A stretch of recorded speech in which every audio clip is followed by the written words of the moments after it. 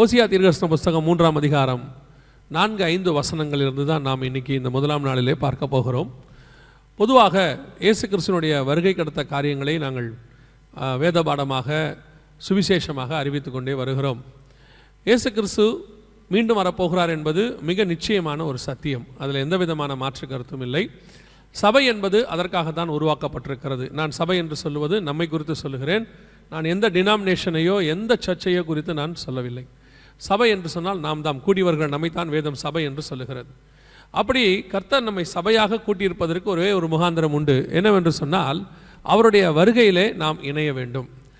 நம்முடைய ஆண்டவருக்கு மட்டும்தான் ஒரே ஒரு ஸ்பெஷாலிட்டி உண்டு. என்ன அப்படின்னா, இந்த உலகத்துலேருந்து போகும்போது திரும்பி வருவேன் என்று சொல்லிவிட்டு போனார். இந்த உலகத்துலேருந்து போகிறவங்கெல்லாம் போகிறேன்னு தான் சொல்லுவாங்க. ஆனால் திரும்பி வருவேன்னு சொன்ன ஒரே ஒருத்தர் உண்டு என்று சொன்னால் அது ஆண்டவராக இயேசு கிறிஸ்து ஒருவர் மட்டும்தான். அல்லேலூயா. அப்போ இயேசு நிச்சயமாய் திரும்பி வருவார். அவர் சொன்ன வார்த்தைகள் ஒன்றும் ஒளிந்து போகாது. ஆனால் இன்றைக்கி கடைசி காலம் நெருங்க நெருங்க நெருங்க, அதாவது அவருடைய வருகை சமீபமாக இருக்க எப்படி ஆகிலும் இந்த உபதேசத்தை, குறிப்பாக அவருடைய வருகைக்கு ஜனங்களை ஆயத்தப்பட விடாமல் அதிலிருந்து ஜனங்களை எப்படியாவது கெடுக்க வேண்டும் என்று சொல்லி அநேக காரியங்களை இந்த உலகம் செய்து கொண்டிருக்கிறது, பிசாசு செய்து கொண்டிருக்கிறார். அப்போ இந்த வருகைக்கு அடுத்த காரியங்களை குறித்து பேசும் பொழுது, வருகை இல்லை அப்படின்னு ஒரு குரூப் முடிவு எடுத்துட்டாங்க. அவங்க வந்து இயேசு வரமாட்டார் அப்படிங்கிற இடத்துக்கு போயிட்டாங்க. ஸோ அவங்கள பற்றி நம்ம பேச வேண்டிய அவசியம் இல்லை. ஒரு குரூப் எப்படி சொல்லுது அப்படின்னு கேட்டிங்கன்னா, உபத்திரவ காலத்திற்கு பின்பதாக, அதாவது இயேசு கிறிஸ்துவுடைய பகிரங்க வருகை நிச்சயமாய் உண்டு அப்படின்னு சொல்கிறாங்க. இன்னொரு குரூப் என்ன சொல்கிறாங்கன்னா, சபை எடுத்துக்கொள்ளப்படுதல் என்று சொல்லக்கூடியது உபத்திரவ காலத்திற்கு முன்பதாக சபை எடுத்துக்கொள்ளப்படும் அப்படிங்கிறதையும் சொல்கிறாங்க. இன்னும் ஒரு குரூப் இருக்காங்க, அவங்களும் இருக்கிறாங்க. அவங்க என்ன சொல்கிறாங்கன்னா, மிட் ட்ரிபுலேஷன் அப்படிம்பாங்க. அதாவது உபத்திரவ காலத்துக்கு நடுவில் சபை எடுத்துக்கொள்ளப்படும் அப்படின்னு சொல்கிறாங்க. இதில் எது உண்மை எது பொய் அப்படிங்கிறத நாம் ஆராய்ந்து பார்த்து கண்டுபிடிச்சி அதுக்கு நம்ம டைம் ஸ்பெண்ட் பண்ணுறதை விட நமக்கு ஒரு சத்தியம் தெளிவாய் தெரிகிறது. என்ன தெரியுது அப்படின்னு சொன்னால், உபத்திரவ காலத்திற்கு முன்பதாக இயேசு சபையை எடுத்துக்கொண்டு போவார் என்பது பல இடங்களிலே முன்குறிக்கப்பட்டிருக்கிறது. நான் சொல்கிறது பழைய ஏற்பாட்டில் மறைமுகமாக கொடுக்கப்பட்டது, புதிய ஏற்பாட்டிலும் வெளியரங்கமாக இருக்கிறது, எல்லா வசனத்திலும் இருக்கிறது. அப்போ இந்த வருகைக்கு தான் சபை ஆயத்தப்படணும். அதுக்கு தான் இந்த அதுதான் சபையினுடைய டெஸ்டினேஷன். நம்ம அங்கே தான் முடிவடைய போகிறோம். நீங்கள் கம்யூனியன் கூட எடுப்பீங்க, மாதம் மாதம் எடுக்கும்போது பார்த்தீங்கன்னா ஒரு வார்த்தையை சொல்லுவீங்க, அது ரொம்ப கேஷுவல் ஆகிடுச்சு. என்னென்னா, நான் வருமளவும் என்னை நினைவு கூறும்படி இதை செய்யுங்கள் என்றார். அப்போ அவர் வருவார் என்பது, கம்யூனியன் என்பது அவர் வருகிற வரைக்கும் தான். அதுக்கு பிறகு கம்யூனியன் இருக்காது. அதுக்கு பிறகு அந்த உடன்படிக்கையை ஃபாலோ பண்ணுற சபையும் இருக்காது, புதிய உடன்படிக்கையை ஃபாலோ பண்ணுற சபையும் இருக்காது. அதுக்கு பிறகு இருப்பாங்க, கொஞ்சம் பேர் இருப்பாங்க. இப்போ யோவான் ஸ்நானகன் காலத்தில் பார்த்தீங்கன்னா, யோவான் ஸ்நானனுடைய ஊழியம் என்னென்னா, இயேசுவின் வருகைக்கு ஜனங்களை ஆயத்தப்படுத்துவது. அவர் வழியை ஆயத்தம் பண்ணும்படி வந்தார், நம்ம எல்லாருக்கும் தெரியும். ஆனால் பெரிய ஆச்சரியம் என்னென்னா, இயேசு வந்துட்டு போன பிறகும் யோவானுடைய ஊழியம் நடக்கும். யோவான் ஸ்நானனுடைய ஊழியர்கள்லாம் இருப்பாங்க. பவுல் அவங்கள சந்திப்பார், சந்தித்து பேசுவார். பார்த்தா அவங்க இன்னும் ஊழியம் பண்ணிகிட்டு இருப்பாங்க. அதோடைய அர்த்தம் என்னென்னா, இயேசு வர வேண்டிய ஊழியம் முடித்து இயேசுவும் போயிட்டார். 33 வருஷம் இயேசு முடிச்சுட்டு போயிட்டார். ஆனால் இன்னும் அவர்கள் என்ன செஞ்சுட்டு இருக்கிறாங்கன்னா, இயேசு வருவார் அப்படிங்கிறதுக்கு ஊழியம் பண்ணிட்டு இருந்திருக்கிறாங்க யோவானுடைய சீஷர்கள். அதே மாதிரி இப்போவும் ஒரு குரூப் இருக்குது. இயேசு வர வரைக்கும் இல்லை, இயேசு வந்துட்டு போன பிறகும் ஊழியம் பண்ணுவாங்க. அவங்க இருந்து இயேசு வருவார்னு சொல்லிக்கிட்டே இருப்பாங்க. ஸோ நம்ம அவங்கள பற்றி கவலைப்பட வேண்டியதில்லை. நம்முடைய வேலை இந்த வருகையில் பிரவேசிப்பது. அதற்கு நாம் என்ன செய்யணும், நாம் எப்படி ஆயத்தப்படணும் என்பது மட்டும்தான் நம்முடைய நோக்கம். அப்போ இந்த வருகையை பற்றி காரியங்கள் தியானிக்கும் பொழுது, ஆண்டவர் எவ்வளவு நிச்சயமாய் சபை எடுத்துக்கொள்ளப்படுதலை வேதத்தில் உறுதிப்படுத்தி இருக்கிறார் அப்படிங்கிறத பழைய ஏற்பாட்டிலிருந்து பார்ப்பதற்கு கர்த்தர் கிருபை தந்தார். இந்த ஸ்பஜன் பிரதர் ஒரு இன்ட்ரொடக்ஷன் கொடுத்தாரு. அந்த இன்ட்ரொடக்ஷனை நீங்கள் எப்படி எடுத்துக்கிட்டீங்கன்னு தெரில, எனக்கு ரொம்ப வித்தியாசமாக இருந்துச்சு. போன தடவை இவர் வந்தார், கொரோனா வந்துச்சு.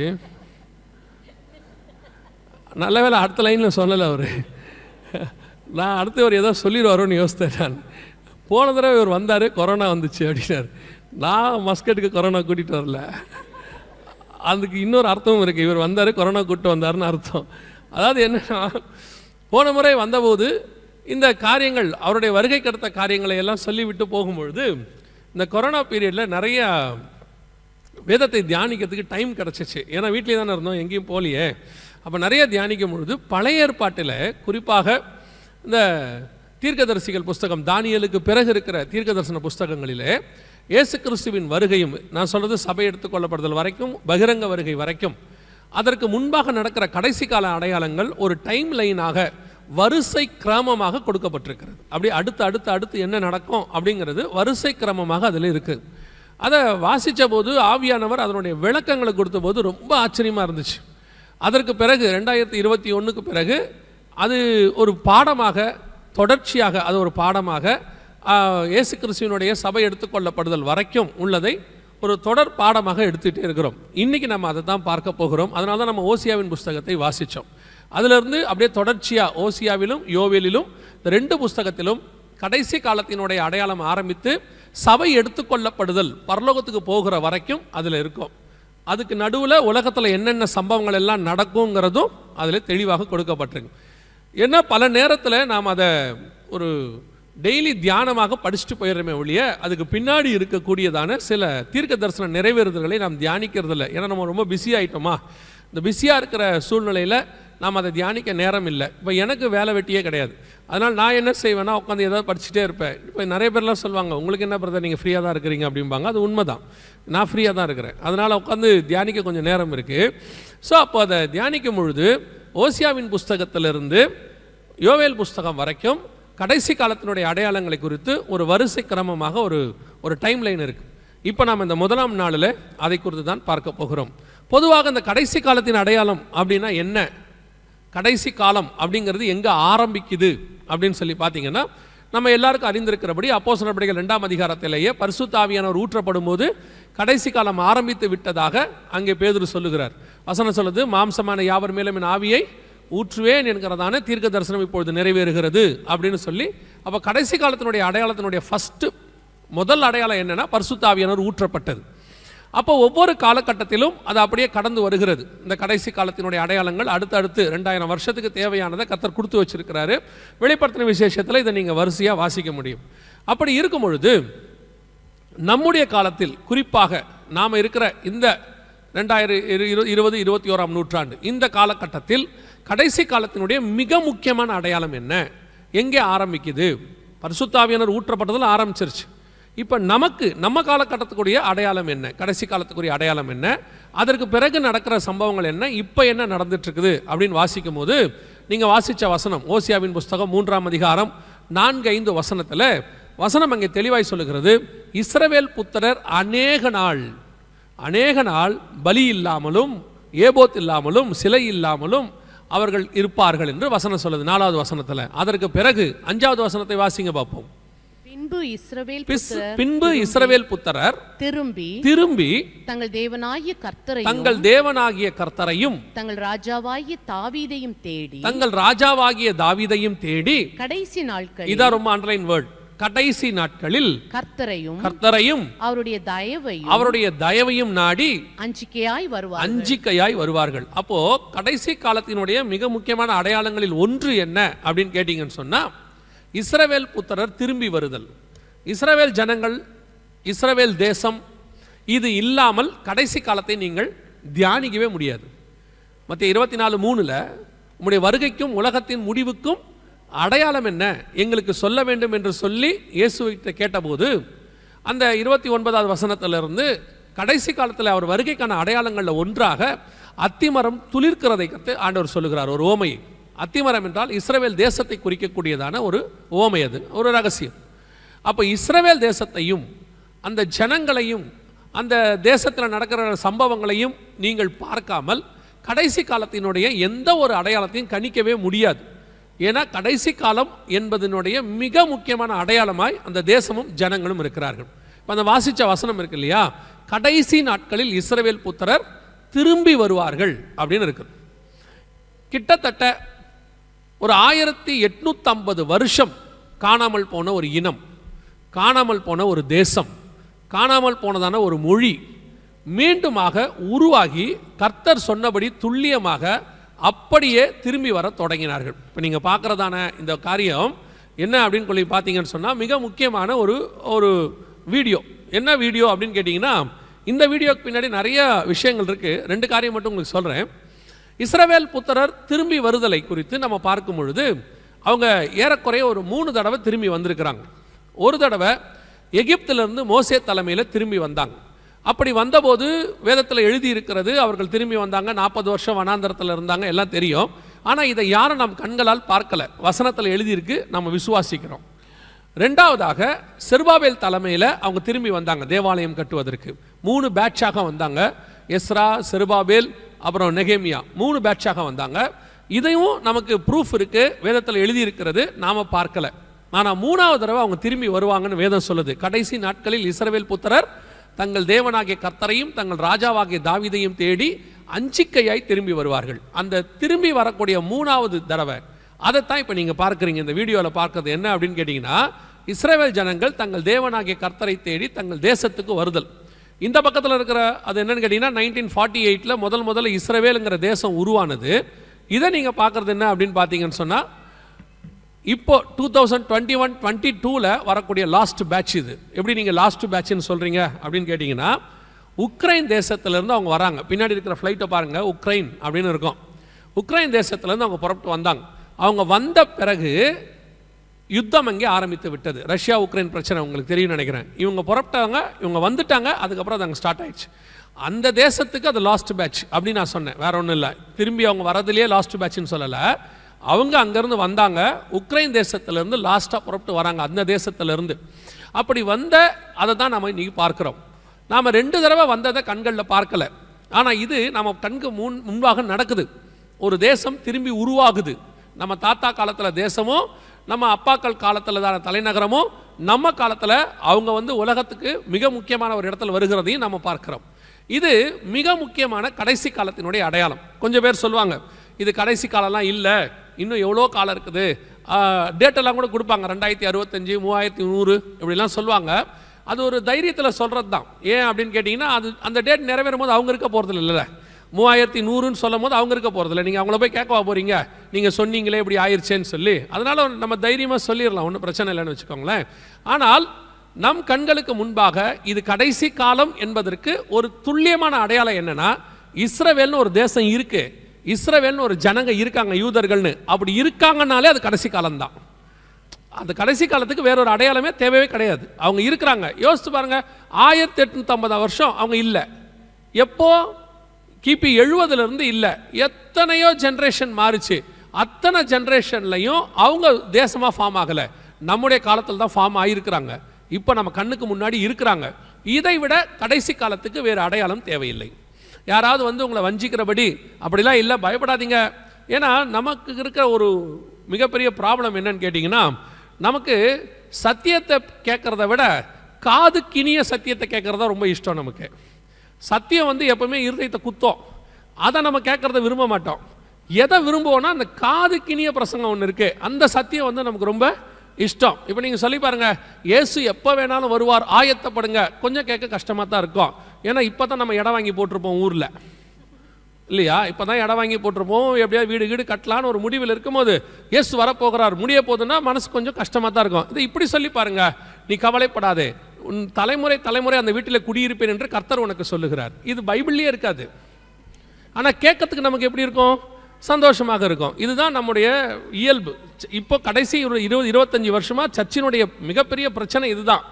சத்தியத்தை ஆத்மாவுக்கு கேட்க அவங்க இஷ்டப்படலை, காதுக்கு கேட்க தான் இஷ்டமாக இருக்காங்க. உட்கார ஒரு 1.5 மணி நேரம் நல்ல விஷயத்தை கேட்டோமா? இன்னைக்கு பிரசங்கர் அப்படியே சொல்கிறாங்க, என்னங்க நீங்கள், அவங்களே ஏதோ கஷ்டப்பட்டுட்டு உட்காடுறாங்க, அவங்கக்கிட்ட இயேசு வரப்போகிறாரு, உலகம் அழிய போகுது, பரலோகத்துக்கு போக போகிறோம், ஏன் அப்படிலாம் பேசணும்? வந்தால் நல்ல வார்த்தை 4 பேசி அனுப்புனா என்ன? அதுக்கு நம்ம குடுகுடுப்பு காரணம் மாறிடலாம். பாஸ்டராக இருக்க வேண்டிய அவசியம் கிடையாது, இல்லை சர்ச்சு நடத்த வேண்டிய அவசியமே இல்லை. ஒரு குடுகுடுப்புக்காரராக இருந்து நல்ல காலம் பிறக்குதுன்னு சொல்லிட்டு போயிட்டே இருக்கலாம். ஆனால் இங்கே சபை என்பது உங்களை சந்தோஷப்படுத்தி உங்களுக்கு உங்கள் இஷ்டப்படி உங்கள் காதுகள் கேட்க பேசுகிற இடம் இல்லை. சபை என்பது கர்த்தரை சந்தோஷப்படுத்தி அவர் இஷ்டப்படி பேசுகிற இடம்.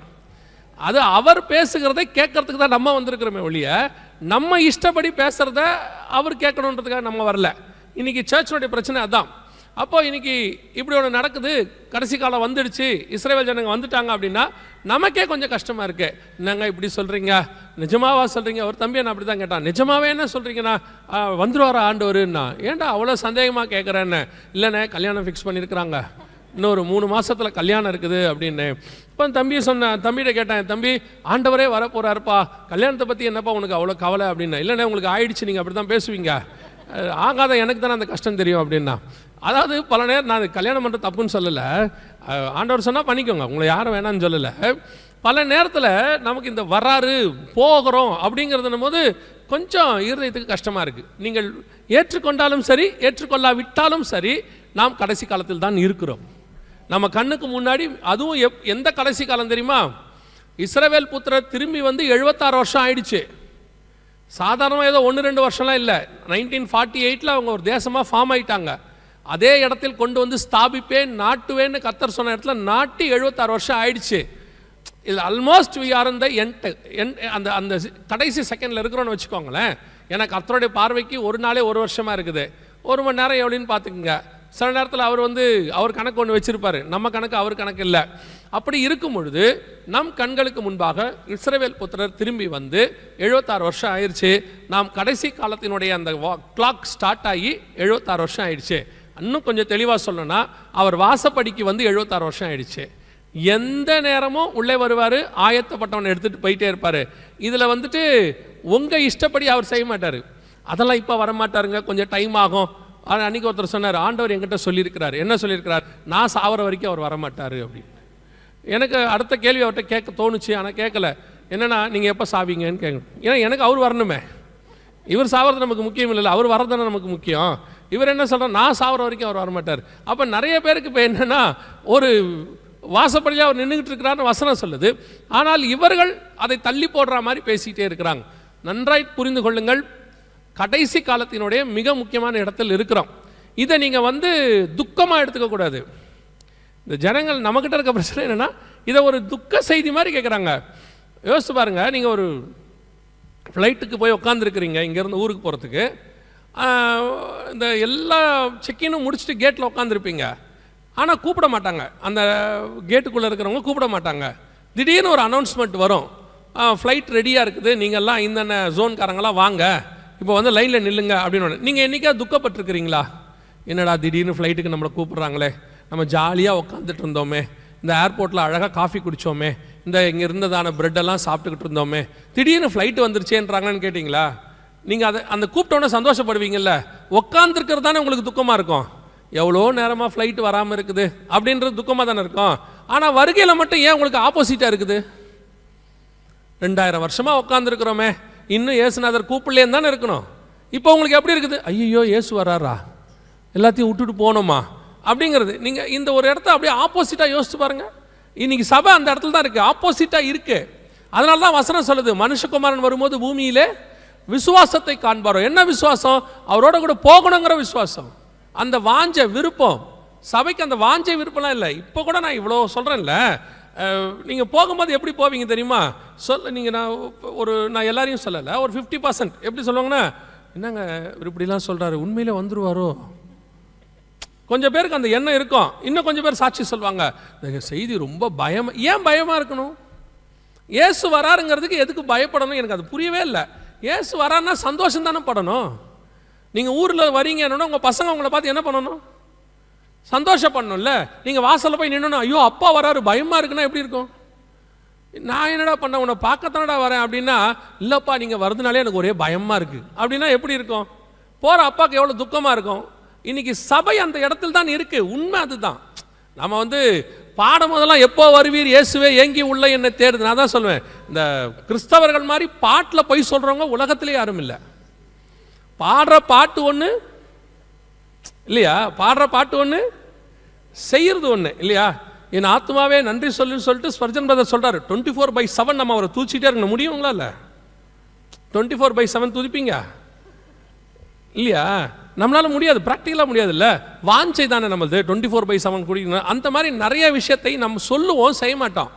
அதே மாதிரி தான் வருகையை பற்றி பாடுவோம், ஆயத்தப்பட மாட்டோம். சொல்லும் போது எப்போ வருவீர் ஆண்டவர் அழுதுகிட்டே கேட்பான். பக்கத்தில் இருந்து ஆண்டவர் வந்துட்டேன்ப்பான்னா இப்போவே வான்னு கேட்பான். நம்மளுடைய விருப்பம் அப்படி தான் இருக்குது. Search is not prepared. உண்மை அதுதான். ஒரு 10% சர்ச் ப்ரிப்பேராக இருக்குமானால் உண்மையிலே பெரிய விஷயம். கிறிஸ்து வரும்போது அப்படியே லோத்து மாதிரி எல்லாத்தையும் விட்டுட்டு உடனே சோதம்லேருந்து அவரே டிலே தான். லோத்துவே டிலே தான். அவரே கையை பிடிச்சி வெளியே விட வேண்டிய அவசியம் இருந்துச்சு. அதுலேயும் அந்த அம்மா ரொம்ப டிலே. அதே மாதிரி தான் சர்ச் நிலைமை இன்னைக்கு இருக்குது. அப்போ இந்த ஒரு ஒரு ஒரு அடையாளத்தை பார்க்கும்போது நமக்கு தோணணும், இத்தனை நாள் சொல்லிகிட்டு இருந்தோம் ஒரு யுத்தம் ஒன்று வரப்போது இஸ்ரவேலுக்கு விரோதமான, ஒருத்தர் காதுலையும் மண்டையில் ஏறல.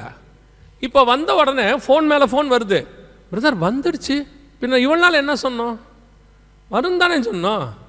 இப்போ கேட்கறதுக்கு அந்த சம்பவத்தை கேட்கும்போது பயமாக இருக்குது ஒவ்வொருத்தருக்கும். ஏன் இப்படி நடக்குது, என்ன ஆகுமோ? ஒன்றும் ஆகாது. இவைகளெல்லாம் சம்பவிக்க வேண்டியதே, கலங்காதபடிக்கு எச்சரிக்கையாயிருங்கள். காரணம் என்னன்னா, நம்மை மீட்கிறவர் ஒருவர் இருக்கிறார், நமக்கு அல்ல. இதெல்லாம் அடையாளம் தான். நம் கண்களுக்கு முன்பாக இஸ்ரவேல் ஜனங்க வந்துட்டாங்க. 3ஆம் அதிகாரம் 4-5 வசனம் ஓசியாவின் புஸ்தகம். இது 1948 கர்த்தர் சொன்னபடி துல்லியமாக நிறைவேறிடுச்சு. அதுக்கப்புறம் நீங்கள் பார்த்தீங்கன்னா அந்த 3ஆம் அதிகாரத்திலிருந்து 9ஆம் அதிகாரம் 4-5 வசனம் வரைக்கும் இஸ்ரவேல் புத்திரர் தேவனை விட்டு எப்படி தூரம் போவாங்கன்னு இருக்கும். அதில் முழுக்க முழுக்க நீங்கள் அந்த 4ஆவது அதிகாரத்திலிருந்தே பார்த்தீங்கன்னா கர்த்தர் ஒவ்வொன்று வாதையாக சொல்ல ஆரம்பிப்பார். இவங்க இப்படி பண்ணுவாங்க, அப்படி பண்ணுவாங்க. 9ஆம் அதிகாரம் 4-5 வசனம் வரைக்கும் அது அப்படியே இருக்கும். நீங்கள் இஸ்ரவேல் ஜனங்கிட்ட ஒரு சுபாவம் உண்டு, உங்களுக்கு தெரியும்னு நினைக்கிறேன்.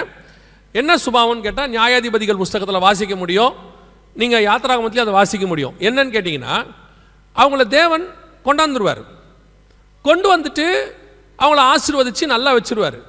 கொஞ்ச நாள் ஒழுங்காக இருப்பாங்க, ஒரு பிரச்சனையும் இருக்காது. அப்புறம் பார்த்தீங்கன்னா கொஞ்சம் தேவனை விட்டு தூரம் போவாங்க. உடனே ஆண்டவர் என்ன பண்ணுவார்னா, ஒரு ஆளை வச்சு எச்சரிப்பு கொடுப்பார். தீர்க்கதரிசியோ அல்லது ஒரு நியாயாதிபதியோ யாரையும் வச்சு எச்சரிப்பு கொடுப்பார். இவங்க திருந்த மாட்டாங்க. உடனே யாருக்கிட்டையாவது பிடிச்சி கொடுப்பாரு. மீதியானர்கள் கையில், கானானியர்கள் கையில், பெலிஸ்தியர் கையில் பிடிச்சி கொடுப்பாரு. அவங்க ஒரு 10 வருஷம் 20 வருஷம் போட்டு மிதின்னு மிதிப்பாங்க இவங்களை. அதுக்கப்புறம் ஆண்டவரை நோக்கி கூக்குரலிடுவார்கள். அப்புறம் கர்த்தர் ஒரு ரட்சகனை எழுப்புவார். அந்த சிம்சோன், கிதியோன், பாராக், யப்தா இப்படி எழுப்புவார். அப்புறம் ஒழுங்காயிடுவாங்க. கொஞ்ச நாள் திருப்பி ஒரு 20 வருஷம் ஒழுங்காக இருப்பாங்க. அப்புறம் திருப்பி பாவம் செய்வாங்க. நியாயாதிபதிகள் புஸ்தகத்தை போய் வாசித்து பாருங்க, வரிசையாக இருக்கும். கரெக்டாக சொல்லியிருப்பார் யார் காலத்தில் ஒழுங்காக இருந்தாங்க, அப்புறம் எத்தனை வருஷம் சோரம் போனாங்க, அதுக்கப்புறம் கர்த்தர் எந்த ஆளை எழுப்பி யார்கிட்ட பிடிச்சி கொடுத்தாரு, அப்புறம் யார் ரட்சகனை எழுப்பினார். இது அப்படியே இருக்கும். அந்த சுபாவம் இன்னைக்கும் இஸ்ரவேலுக்கு உண்டு. இன்னைக்கும் இஸ்ரவேலுக்கு உண்டு. 1948 வந்துட்டாங்க. வந்துட்ட பிறகு அவர்கள் எப்படி தேவனை விட்டு தூரம் போனார்கள் அப்படிங்கிறத 4ஆம் அதிகாரத்திலிருந்து 9ஆம் அதிகாரம் 4வது வசனம் வரைக்கும் நீங்க பார்க்க முடியும். 9ஆம் அதிகாரம் 4வது வசனத்தை வாசிங்க பார்ப்போம். அவர்கள் கர்த்தருக்கு திராட்சரசத்தின் பானபலியை வார்ப்பதும் இல்லை, அவருக்கு அங்கீகரிப்பாய் இருப்பதும் இல்லை. அவர்களுடைய பலிகள் அவர்களுக்கு துக்கம் கொண்டாடுகிறவர்களின் அப்பத்தை போல இருக்கும். அதை புசிக்கிற யாவரும் தீட்டுப்படுவார்கள்.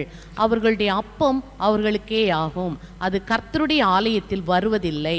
அந்த வசனம் என்ன சொல்லுதுன்னு கேட்டீங்கன்னு சொன்னா, ஆலயத்துக்குள்ள அப்பமும் தண்ணீரும் அப்பமும் திராட்சரசமும் வராதுன்னு இருக்கு. அந்த வசனம் என்ன சொல்லுதுன்னு கேட்டீங்கன்னா, ஆலயத்துக்குள்ள அப்பமும் திராட்சரசமும் வராது, அவர்கள் அப்பம் அவர்களுக்கே ஆகும், அவருடைய திராட்சரசத்தின் பலி வார்க்கப்படுவது இல்லை அப்படின்னு இருக்கு.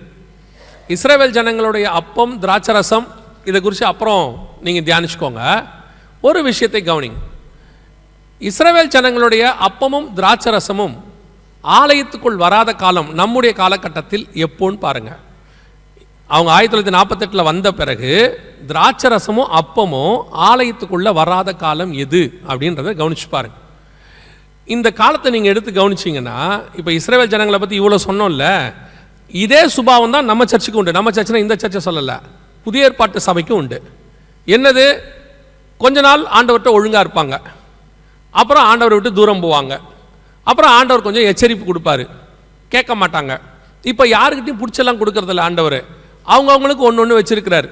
அது பலகீனமோ வியாதியோ ஏதோ ஒன்று வச்சிருப்பார்.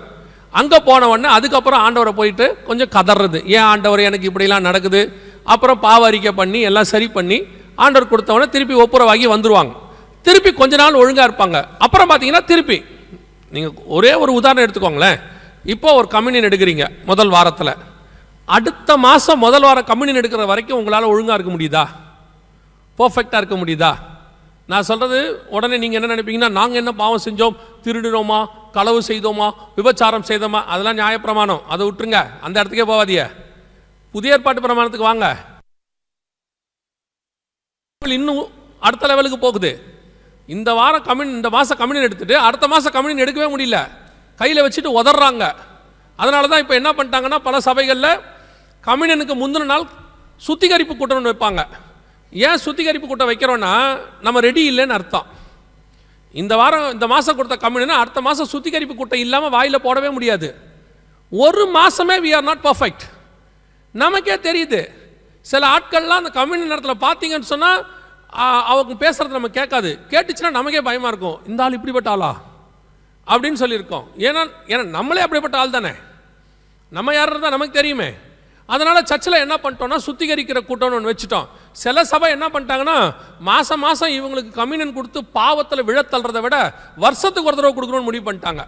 ஏன்னா அந்த மாதம் மாதம் கொடுத்து இவங்க ரெடி ஆகிறது இல்லை. அதனால் வருஷத்துக்கு ஒரு தடவை கம்யூனியன். அப்புறம் இன்னொரு சர்ச் இருக்குது, அவங்க பார்த்தாங்க கம்யூனியன் கொடுத்தா தானே பிரச்சனை, இவங்களுக்கு கம்யூனியனே கிடையாது. சில சர்ச்சில் கம்யூனியனே கிடையாது. என்னன்னு கேட்டு பாருங்க, ஜனங்கள் ஒழுங்காக எடுப்பதில்லை. நம்மளால் ஒரு மாதமே தேவனுக்கு முன்பாக உண்மையாக இருக்க முடியலையே. அதுக்குள்ளே என்னென்னமோ நடக்குதே உள்ள. திடீர்னு கம்யூனியன் கொடுக்கறதுக்கு முன்னாடி நம்ம அப்படியே கையில் வச்சுக்கிட்டு ஜோம் பண்ண வேண்டியிருக்குதே. எத்தனை விதமான அக்கிரமம், எத்தனை விதமான மீறுதல், எத்தனை விதமான பாவம், எத்தனை விதமான கோபம், மூர்க்கம் எவ்வளோ இருக்கே நம்மக்கிட்ட. ஒரு மாதம் நம்மளால் பர்ஃபெக்டாக இருக்க முடியல. நம்மெல்லாம் ஆவிக்குரிய இஸ்ரவேலர்கள் தான், வேற ஒன்றும் கிடையாது. அவன் எப்படி கொஞ்ச நாள் கர்த்தர்கிட்ட உண்மையாக இருப்பான், அப்புறம் தேவனை விட்டு தூரம் போவானோ, அதே மாதிரி தான் நம்ம கொஞ்ச நாள் இருப்போம், அப்புறம் தேவனை விட்டு தூரம் போயிடுவோம். இதை நம்ம யாருக்கிட்டையும் சொல்லவும் கூடாது, நமக்கு யாரும் கண்டிக்கவும் கூடாது. நம்மளை பொறுத்த வரைக்கும் வந்தோம், கம்யூனியன் கொடுத்தோம். அதனால் இப்போ நிறைய சர்ச்சில் கம்யூனியன் சடங்காச்சாரமாக மாறிடுச்சு. இந்த கம்யூனியனுடைய பிரச்சனை என்னன்னு கேட்டிங்கன்னா, அந்த வசனம் சொல்லுது, அவருடைய அப்பம் அவர்களுக்கே ஆகும், அவர்கள் திராட்சரசத்தின் பானபலியை வார்ப்பதில்லை. அதோட அர்த்தம் என்னன்னா, சர்ச்சுக்கு கம்யூனியன் கிடையாதுன்னு அர்த்தம். என்ன ரீசன் அப்படின்னு கேட்டால், தேவனை விட்டு தூரம் போகுதல், தேவனை விட்டு தேவனுக்கு பிரியமில்லாத காரியம் சபையிலே காணப்படுதல். இந்த தீர்க்க தரிசனமான வசனம் இஸ்ரவேல் புத்திரர் திரும்பி வந்த பிறகு, அதான் ரொம்ப முக்கியம். இஸ்ரவேல் புத்திரர் 3, 4, 5 திரும்பி வராங்க. வந்த பிறகு இந்த பூமியில் சபைக்குள்ள கம்யூனியன் வராத காலம் எது அப்படின்னு பார்த்தீங்கன்னா, எந்த காலகட்டம்? எந்த காலகட்டம்? கொரோனா காலகட்டத்தில் மட்டும்தான் கம்யூனியன் வரல சபைக்குள்ள. மிச்சம் எல்லா காலகட்டத்திலும் எப்படியோ வந்துடுச்சு. ஆனால் உலகம் முழுவதும் கர்த்தர் நிறுத்திட்டார். சபைக்குள்ள அப்பமும் திராட்சரசமும் வரல. இப்போ ஏன் கம்யூனியன் எடுக்கலை அப்படின்னு கேட்டால், நீங்கள் ஒரே வார்த்தை, இல்லைங்க கொரோனா அதனால் நாங்கள் எடுக்கலை அப்படின்னு சொன்னால், நீங்கள் என்ன சொல்ல வரீங்கன்னா, கர்த்தருடைய உடன்படிக்கையை கொரோனா நிறுத்திடுச்சுன்னு சொல்ல வரீங்க. அப்படின்னா கர்த்தருடைய அப்பம் ரசத்தை விட கொரோனா பெருசுன்னு அர்த்தம். ஒரு நாளும் அப்படி இருக்க வாய்ப்பே இல்லை. சபைக்குள்ள ஒரு காரியம் வர்றதையும் தடுக்கிறதையும் தேவன் ஒருத்தரால மட்டும்தான் முடியும், வேற யாராலையும் முடியவே முடியாது. ஏன்னா வசனம் தெளிவாக சொல்லுது, ஒருவரும் திறக்கக்கூடாதபடிக்கு பூட்டுகிறவரும் ஒருவரும் பூட்டக்கூடாதபடிக்கு திறக்கிறவரும் சொல்லுகிறதாவது. இன்னும் சொல்ல போனா, கொரோனாங்கிற ஒரு சின்ன கிருமி சபையை மூடிடுச்சுன்னு சொன்னீங்கன்னா, சபை கொரோனா கிட்ட தோத்துருச்சுன்னு அர்த்தம். ஆனால் வசனம் தெளிவாக சொல்லுது, பாதாளத்தின் வாசல்கள் சபையை மேற்கொள்ளாதுன்னு இருக்கு. அப்படி இருக்கும்போது ஏன் கம்யூனியன் இல்லை சர்ச்சில், ஏன் அப்பமும் ரசமும் வரல அப்படின்னு கேட்டால், ஒரே ஒரு ரீசன் தான். கொரோனாவுக்கு முன்னாடி உள்ள காலகட்டத்தை சபையை கொஞ்சம் எடுத்து பாருங்க. சபை இருந்த நிலைமையை பாருங்க. நான் உலகளாவிய சொல்றேன், நீங்க உடனே நம்ம சர்ச்சை தான் பேசுறோம்னு நினைக்காதீங்க. வேர்ல்டு வைட் சர்ச்சோட நிலைமை என்ன? கடைசி 25 வருஷம், நான் சொல்றது ஒரு அளவு தொலாயமா சொல்றேன், ஒரு 25 இயர்ஸ் சர்ச் கர்த்தரை விட்டு தூரம் போயிடுச்சு. சபைக்குள்ள கர்த்தர் அருவருக்கிற எல்லா காரியமும் வந்துடுச்சு. இப்போ நீங்கள் அமெரிக்காவுக்கும் யூரோப்புக்கும் போயிட்டீங்கன்னா சபைக்குள்ள இல்லாத அருவருப்பே கிடையாது. ஆணுக்கும் கல்யாணம், பெண்ணுக்கும் கல்யாணத்தில் ஆரம்பித்து ஹோமோசெக்சுவல்லேருந்து அத்தனையும் சபைக்குள்ள இருக்கு. கல்யாணமே பண்ணாமல் குழந்தையெல்லாம் பெத்துட்டு வந்து கல்யாணம் பண்ணிப்பாங்க சபைக்குள்ள, பிள்ளைகளோட வந்து பண்ணுவாங்க. அதை பண்ணி வைக்க ஒரு ஆள் இருக்கும் அங்கே. அது அவங்களுக்கு தப்பாகவே தெரியல. அதாவது அவங்க இன்னைக்கு எந்த மாதிரி ஒரு துணிகரத்தில் இருக்கிறாங்கன்னா, செய்கிற தப்பு அவர்களுக்கு தப்புன்னு தெரியல, அந்த இடத்துல இருக்கு சர்ச். அதே மாதிரி தான் ஒவ்வொரு நாட்டிலையும் ஒவ்வொரு விதமான மீறுதல், கர்த்தருக்கு பிரியம் இல்லாதது. குறிப்பாக கொரோனாவுக்கு முன்னாடி சபைக்குள்ள ஒவ்வொரு இடத்துலையும் ஒவ்வொரு விதமான அருவருப்பு. இப்போ நீங்கள் கேட்பீங்க, நம்ம சபையில் அந்த மாதிரிலாம் கிடையாதுங்க, இந்தியாவிலலாம் சபை நல்லா ஸ்ட்ராங் ஆவியில் இருக்குது, அங்கே இது கிடையாது, வேற இருக்கு. சபைக்குள்ள உலகத்தானில் இருக்கிற அரசியல்லேருந்து உலகத்தாங்கிட்ட இருக்கக்கூடியதான சினிமா காரியங்கள்லேருந்து எல்லா சர்ச்சுக்குள்ள இருக்கு, எல்லா பிரிவினையும் சபைக்குள்ள இருக்கு, எல்லா பாகுபாடும் சபைக்குள்ள இருக்கு. நீங்கள் 1000 சொல்லுங்க, படித்தவனுக்கு இருக்கிற மரியாதை படிக்காதவனுக்கு கிடையாது சர்ச்சில். நீங்கள் எடுத்து பாருங்க, கமிட்டிக்கு போடுறாங்கல்ல. நான் திருப்பியும் சொல்கிறேன், மஸ்கட்டையோ உங்களையோ பேசவே இல்லை, எனக்கு உங்களை பற்றி தெரியும் தெரியாது. கமிட்டியில் போடுறாங்கல்ல, எங்கேயுமே உலகத்திலே எடுத்துக்கோங்க, தமிழ்நாட்டிலே எடுத்துக்கோங்க, கமிட்டியில் போடுறாங்கல்ல. எந்த கமிட்டிலையாவது வீடு பெருக்கிறவங்கள போடுவாங்களா? பார்த்துருக்கீங்களா? எந்த கமிட்டிலையாவது ஆட்டோ ஓட்டுறவரை போடுவாங்களா? எந்த கமிட்டிலையாவது ரோடு பெருக்கிறவரை போடுவாங்களா? போட மாட்டாங்க. யாரை போடுவாங்க? ஆடிட்டர் இருப்பார் கம்பல்சரி. ஏன்னா அக்கௌண்ட்ஸ் பார்க்கணும். கண்டிப்பாக ஒரு வக்கீல் இருப்பார், ஏன்னா நாளைக்கு பிரச்சனை வரும், கேஸ் போடுறதுக்கு ஒரு ஆள் வேணும். கண்டிப்பாக 2 தொழிலதிபர் இருப்பாங்க. இவங்க அத்தனை பேரும் ஒரே ஜாதியை சார்ந்தவங்களா இருப்பாங்க. அதான் ரொம்ப இம்பார்ட்டன்ட். இது அருவருப்பு இல்லையா சபைக்குள்ள? கேட்டால் சொல்றது, நாங்கள் ஆவியில நிறைகிறோம். நீங்கள் உங்களை ஏமாற்றிக்கலாம், கர்த்தரை ஏமாற்றவே முடியாது. கர்த்தரை ஏமாற்ற முடியாது. சபைக்குள்ள எல்லாம் உட்கார்ந்துருக்கு ஒழுங்காக தான், அப்படியே பார்க்கறதுக்கு எல்லாம் ஆவியில நிரம்பி, நாங்கள் எல்லாம் ஒரே அப்பத்தை பிடுகிறோம், ஒரே திராட்சை ரசத்தில் பானம் பண்ணுகிறோம். பொண்ணுக்கும் பையனுக்கும் கல்யாணம் பண்ணும்போது மட்டும் இந்த ஜாதி பிசாசு வெளியே வரும். அவங்க வந்து பாஸ்டர்கிட்டே சொல்லுவாங்க, நம்ம சைடில் இருந்தால் கொஞ்சம் பாருங்க. என்ன உங்கள் சைடு? என்ன உங்கள் சைடு? அவங்க கேட்பாங்க, இல்லை எங்களுக்கு அதெல்லாம் நாங்கள் பார்க்கறதில்ல, சொந்தக்காரங்க ஒத்துக்க மாட்டாங்க பாருங்க. சொந்தக்காரன் நீங்கள் பரலோகத்துக்கு போனால் கூட தான் ஒத்துக்க மாட்டான், வரமாட்டீங்களா? அது மட்டும் ஒத்துப்பீங்களா? இன்னைக்கு சபைக்குள்ள இருக்கு, ஆனா பேசுறது மட்டும் நாங்கள் ஒரே ரத்தத்தால் கழுவப்பட்டோம். ஆண்டவர் எல்லாத்தையும் பார்த்தாரு, சபைக்குள்ள இருக்கு. இது எந்த அளவுக்கு போயிடுச்சுன்னா, ஊழியக்காரங்களுக்குள்ளே அது வந்துருச்சு. போதிக்கிறவனே பிரிச்சு போதிக்கிறான். சபையை தனித்தனியா, இன்ன ஆளுக்கு ஒரு சபை, அண்ணாளுக்கு ஒரு சபை, தனித்தனி சபை. அவர் சொல்றாரு, ஒரே ரத்தத்தால் கழுவப்பட்டோம், ஒரே பாத்திரத்தில் பானம் பண்ணுகிறோம், ஒரே அப்பத்தை புசிக்கிறோம்னு. இங்க சர்ச்சே பல கேஸ்ட். ஒரு இடத்துக்கு இப்படி வந்துருங்க, வெளிநாடுகளுக்கு வந்துட்டீங்கன்னு வச்சுங்க, அவங்களுக்கு இந்த ஊர் பாசம் நிறைய இருக்கும். ஊர் பாசம் ரொம்ப ஜாஸ்தி. நாகர்கோயில், நாகர்கோயிலா? நாகர்கோயில் எங்க? அப்படியே பொத்துட்டு கொட்டிடும். திருநெல்வேலியா? திருநெல்வேலி தனியா பொத்துக்கிட்டு கொட்டும். அதில் வேற தனியாக போய் யாருன்னு தெரியலன்னு வச்சுக்கோங்க, அதை வேற கேட்பாங்க, தெரிஞ்சுக்கிறதுக்கு கேட்பாங்க, நீங்கள் ஊரில் எந்த பக்கம்? ஏன் அப்படின்னு கேட்டால், நம்ம தமிழ்நாட்டோடைய ஸ்பெஷாலிட்டி என்னென்னா, ஊரை சொன்னால் அவர் என்ன ஆள்னு கண்டுபிடிச்சிடலாம். இவங்க டாக்டிஸ் வச்சுருக்கான். எந்த ஊருன்னு சொன்னால் அவர் என்ன ஆளுன்னு கண்டுபிடிக்கிறதுக்கு. ஊரில் எந்த பக்கம்? இப்போ என்னையுமே கேட்பாங்க, பிரதர் நீங்கள் தமிழ்நாட்டில் எங்கே அப்படின்னு. கர்த்தர் எனக்கு கிருபையாக ஒரு ஊர் கொடுத்துருக்குறாரு. அந்த ஊர் குழப்பவாதி ஊர். அதுக்கு பேர் தான் சென்னை. சென்னையில் இருக்கிற ஆள் என்னன்னே தெரியாது. அப்புறம் என்ன பண்ணுவாங்க தெரியுமா? அடுத்த ஒரு கேள்வி கேட்பாங்க சூப்பராக. சென்னை அப்படின்னு உடனே, ப்ராப்பர் சென்னையா? இம்ப்ராப்பர் சென்னை. என்னன்னா அவனுக்கு தெரியணும் இந்த ஆள் யாரு, நம்ம ஆளா, நம்ம ஆளுன்னு தேன் தனியா கொட்டும். அப்படி பாகுபாடு பாத்திய, அவன் பரலோகத்துக்கு வந்துடுவான், நீங்க போக மாட்டிய. ஏன்னா நீங்க தான் அவன் கூட உட்கார மாட்டீங்கள. அப்புறம் உங்களை பரலோகத்துக்கு விட்டு போய் என்ன பண்றது? இல்ல நிறைய அப்படி இருக்கு சபைக்குள்ள. கேட்டா இங்க இருக்கு, நாங்க சொல்லுங்க, நாங்கள் உலகத்தை வெறுத்தவர்கள். ஒரு ஜாதியை வெறுக்க முடியல, அப்புறம் என்ன உலகத்தை வெறுக்கிறது? என்ன இருக்கு இங்க? நல்லா கவனிச்சுக்கோங்க, நான் யூதனும் இல்லை கிரேக்கனும் இல்லை, நம்ம இங்க ஒண்ணுமே கிடையாது. அத்தனை பேரும் இயேசு கிறிஸ்து ரத்தத்தாலே கழுவப்பட்டதான ஒரே பிள்ளைகள். எப்ப நீங்க இதை ஜெயிக்கிறீங்களோ அதான் மாம்சத்தை ஜெயித்தல். நீங்க பாவம் செய்யலன்னா என்னன்னா, நாங்கள் குடிக்கிறதில்ல, சிகரெட் பிடிக்கிறதில்ல, நாங்கள் விபச்சாரம் பண்றதில்லை, நாங்கள் எல்லாம் பரிசுத்தம், அந்த மண்ணாங்கட்டியெல்லாம் கிடையாது. அதெல்லாம் ரட்சிக்கப்படும் போதே சரியாய் போச்சு. இப்போ மாம்சத்தை ஜெயிக்கணும். மாம்சத்தை ஜெயிக்கிறது என்ன? படிக்காதவன் கொஞ்சம் படிப்பு குறைவராக இருக்கணும் பார்த்தவன ஒரு தாழ்வாக தோணுது இல்லை, கொஞ்சம் சம்பாதிக்கிற குறைவனை பார்த்தவன ஒரு தாழ்வாக தோணுது இல்லை. அவங்க கூட வந்து இது உண்மை நான் சொல்றது, நீங்கள் ஏற்றுக்கொள்ளாலும் ஏற்றுக்கொள்ளாவிட்டாலும், நீங்கள் கொஞ்சம் ஹை லெவலில் ஒர்க்கில் இருக்கும்போது கொஞ்சம் லோ லெவல் ஒர்க்கில் இருக்க ஆளை பார்த்தவொன்னே கொஞ்சம் தோணுதில்ல லோவா? 2 பேரும் வேலை செய்கிற இடத்துல ஒரு ஆள் வேலை செய்யலைன்னா கொஞ்சம் லோவா தோணுதில்ல. இதுதான் மாம்சத்தை ஜெயித்தல். இந்த வேலை, படிப்பு, ஆஸ்தி, சம்பாத்தியம் அத்தனையும் இங்கையோடு கூட தொலைஞ்சு போயிடும். பரலோகத்தின் வாசலுக்குள்ள இது ஒரு இன்ச்சு கூட உள்ள வராது. பரலோகத்துக்குள்ள வரும். இதில் வேற இன்னொன்று இருக்கு தெரியுமா? பரிசுத்த பாவம் இருக்கு. அது என்னது? நீங்கள் நாங்கள் கிருபாசனம், நீங்கள் சிபிஎம், நீங்கள் நாங்கள் ஏஜியாக இருந்தால் சிபிஎம்மாக இருந்தால் இடஒதுக்கீடு கொடுத்துட்றாங்களா பரலோகத்தில்? சிபிஎம்மில் இருக்கவங்களாம் ரைட்டில் வாங்க, கிருபாசனம் லெஃப்டில் வாங்க, ஏஜிக்கு 33% இடஒதுக்கீடு, ஏசிஏக்கு 22% இடஒதுக்கீடுனா இருக்க. அங்கே ஒன்றும் கிடையாது. பரலோகத்தின் வாசலில் 2 சாட்சி தான். உண்மையும் உத்தமம் உள்ளவனே எஜமானுடைய சந்தோஷத்துக்குள் பிரவேசி. 2வது அக்கிரம செய்கைக்காரனே அப்படியே போயிடு.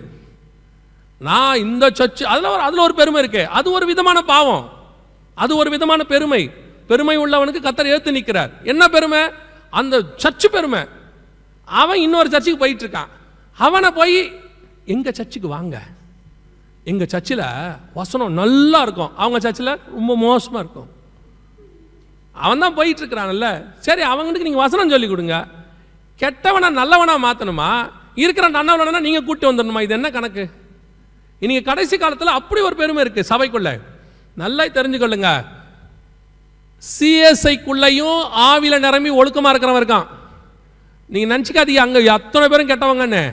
அங்கேயும் ஆவில நிரம்பி உண்மையா உள்ளவன் இருக்கான். பெந்தகோஸ்தேக்குள்ளையும் அக்கிரம செய்கைக்காரன் உட்காந்துருக்கான். பெந்தகோஸ்தில் இருக்கிறவங்க எல்லாம் போயிடுவாங்க. நீங்க கேட்டு கிறிஸ்தவங்கிட்ட இருக்கிற ஒரு பெரிய டிராபேக் என்ன தெரியுமா?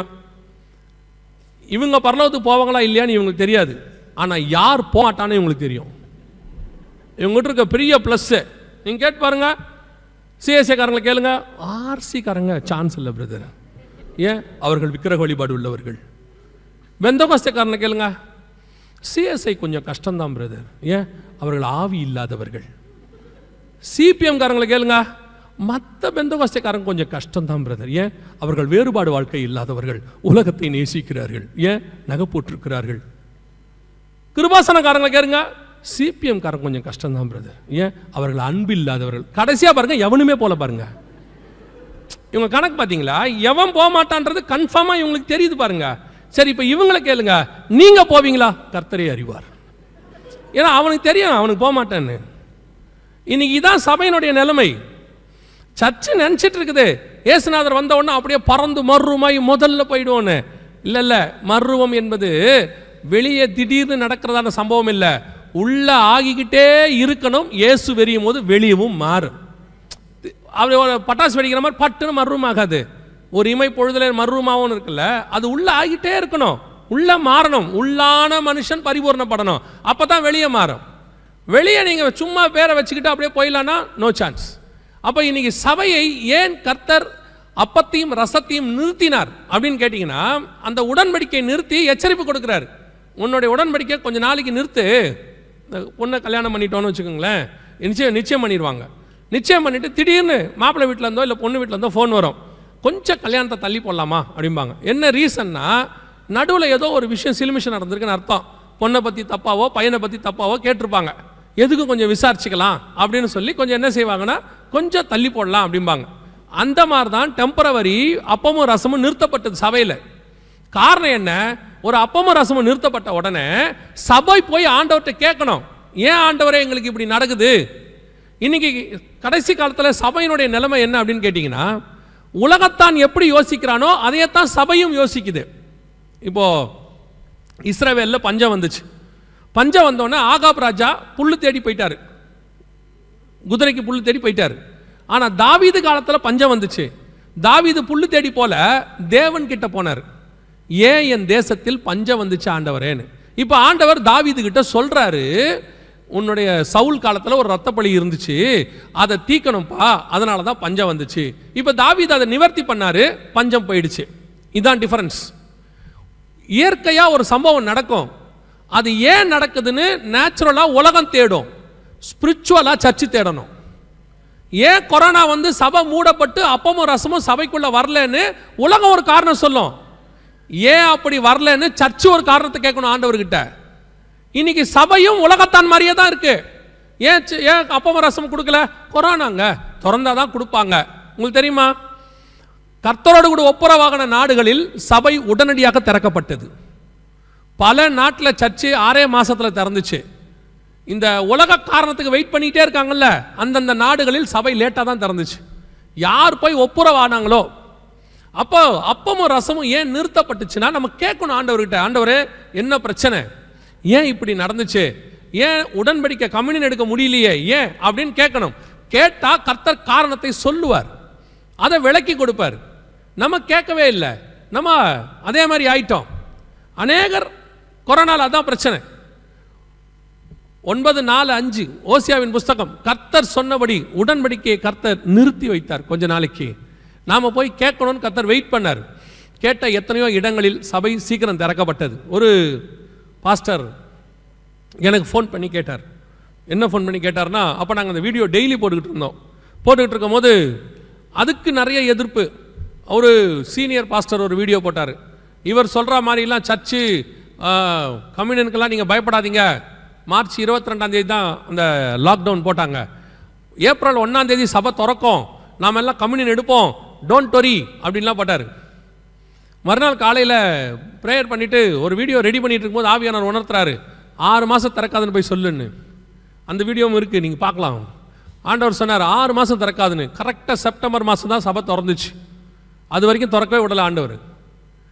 அப்போ ஒரு சீனியர் பாஸ்டர் ஃபோன் பண்ணி, நீ சொல்கிறத நான் ஒத்துக்கிறேன், நான் இல்லைன்னே சொல்லலை, ஏன் சர்ச்சை நான் ஒழுங்காக தான் நடத்தினேன், என் சபையை நான் என்ன செஞ்சேன், எனக்கு தெரிஞ்சு நான் கரெக்டாக தான் நடத்தினேன். சரி, இப்போ இதெல்லாம் மூடிச்சுல்ல, ஏன் சர்ச்சையாக மூடிச்சு, எனக்கு தெரிஞ்சு என் சர்ச்சை கரெக்டாக தான் நடத்தினேன் அப்படின்னார். அப்போ ஆவியானவர் ஒரு பதில் சொன்னார், அது நமக்கும் பொருந்தும்.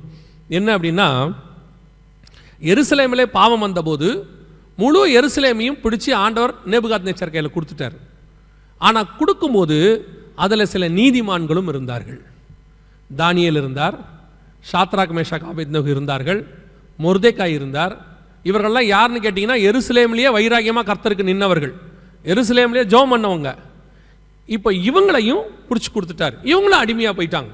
ஆனால் ஒன்று மட்டும் வித்தியாசம் இருந்துச்சு, அப்படி போனவங்களுக்கும் உண்மையாக இருந்த நீதிமான்களுக்கும் கர்த்தர் பாபிலோனிலே வித்தியாசத்தை உண்டாக்கினார். அதே காரியம் கொரோனாவிலும் நடந்துச்சு. கொரோனாவுக்கு முன்பாக உண்மையாய் ஊழியம் செய்த எந்த ஊழியமும் ஊழியக்காரனையும் கர்த்தர் கைவிடவே இல்லை. அதற்கு நடுவிலையும் கர்த்தர் அவர்களை போஷித்தார். அவர்களுக்கு கர்த்தர் எல்லா காரியங்களும் கர்த்தர் வாய்க்க பண்ணினார். நடந்துச்சு உண்மை, அதுக்கு நடுவிலையும் கர்த்தர் செஞ்சார்.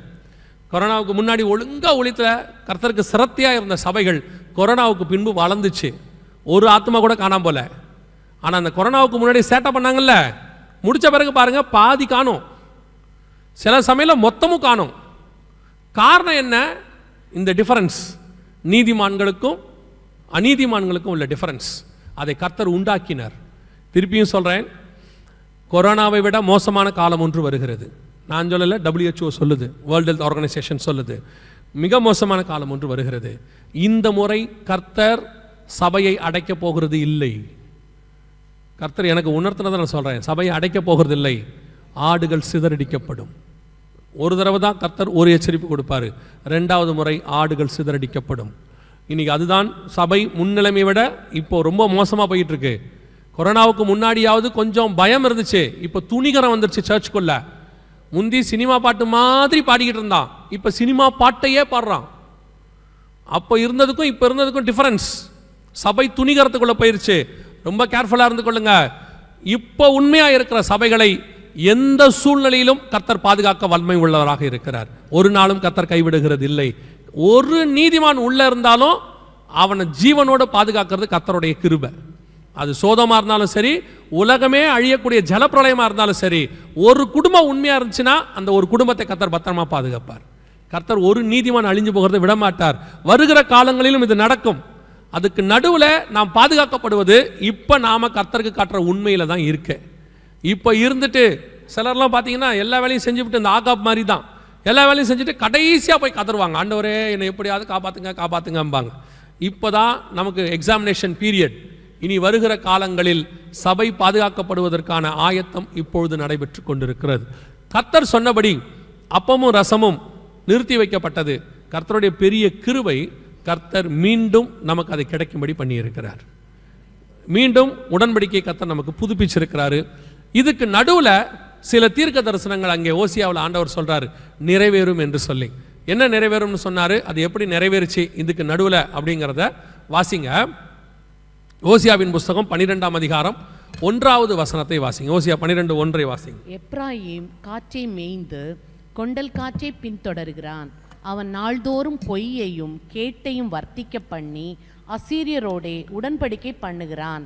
எய்த்துக்கு எண்ணெய் கொண்டு போகப்படுகிறது. நல்லா கவனிங்க, இந்த ஒரு வசனத்தில் 3-4 தீர்க்க தரிசனங்கள் நிறைவேறிச்சு.